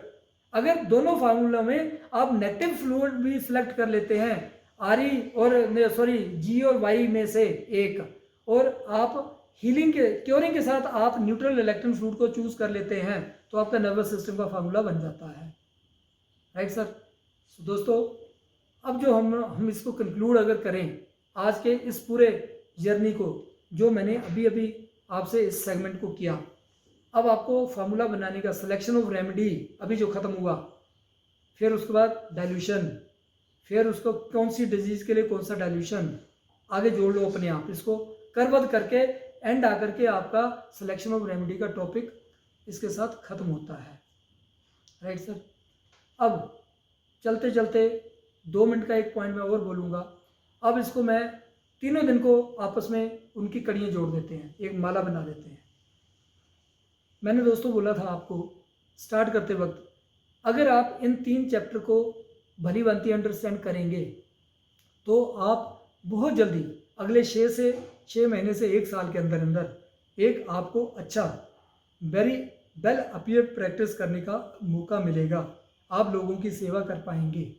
उसके लिए आपको ज़रूरत है आपके डायग्नोसिस को अलग हट करके परफेक्ट करने की। अलग हट करके मैंने एक शब्द क्यों बोला, क्योंकि हमने दूसरे डॉक्टर से अपने आप को अलग करना है। कैसे करना है? बाया टेम्परामेंटल स्टडी प्लस बाया पल्स डायग्नोस्टिक, राइट। मैंने अपने आप के डायग्नोज को कर लिया, उसके बाद फिर मैंने सिलेक्शन ऑफ रेमेडी के ऊपर चला गया। सिलेक्शन ऑफ रेमेडी मैंने एज ए एक्सपर्ट होने में 6 महीने से 1 साल से ऊपर टाइम नहीं लगेगा। आई होप आप इसको इन तीनों कड़ियों को जब जोड़ करके देखेंगे तो आपको आने वाले समय में आपका फ्यूचर ब्राइट ही नज़र आएगा। एक पॉइंट कंक्लूजन का। दूसरा पॉइंट दोस्तों, मैंने आपको स्टार्टिंग में एक बात बोली थी कि अगर आपके पास सारे टूल बहुत बढ़िया है, डायग्नोज बढ़िया है, सिलेक्शन बढ़िया है, नॉलेज आपका बढ़िया है, एंड में आप लास्ट में आकर के देंगे क्या? देंगे तो मेडिसिन ना।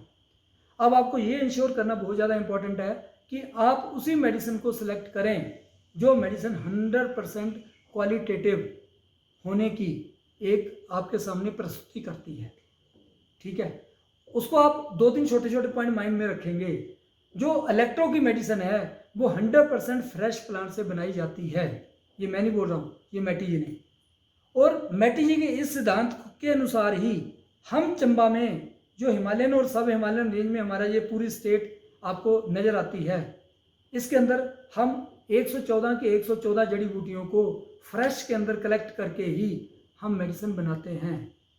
उसका कारण है आपने इलेक्ट्रोपैथी के अंदर पढ़ा, जो इलेक्ट्रोपैथिक सब्जेक्ट है ये हमारा किसके ऊपर डिपेंड करता है? ओड फोर्स, ओडिक फोर्स के ऊपर। ओड फोर्स का मतलब आदि अनादि शक्ति।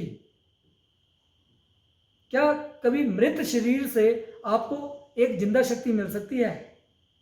एक सूखे हुए प्लांट से, एक ड्राई प्लांट से आपको क्या उसकी जिंदा शक्ति, जीवन शक्ति उसको मिल सकती है? नहीं मिल सकती है दोस्तों।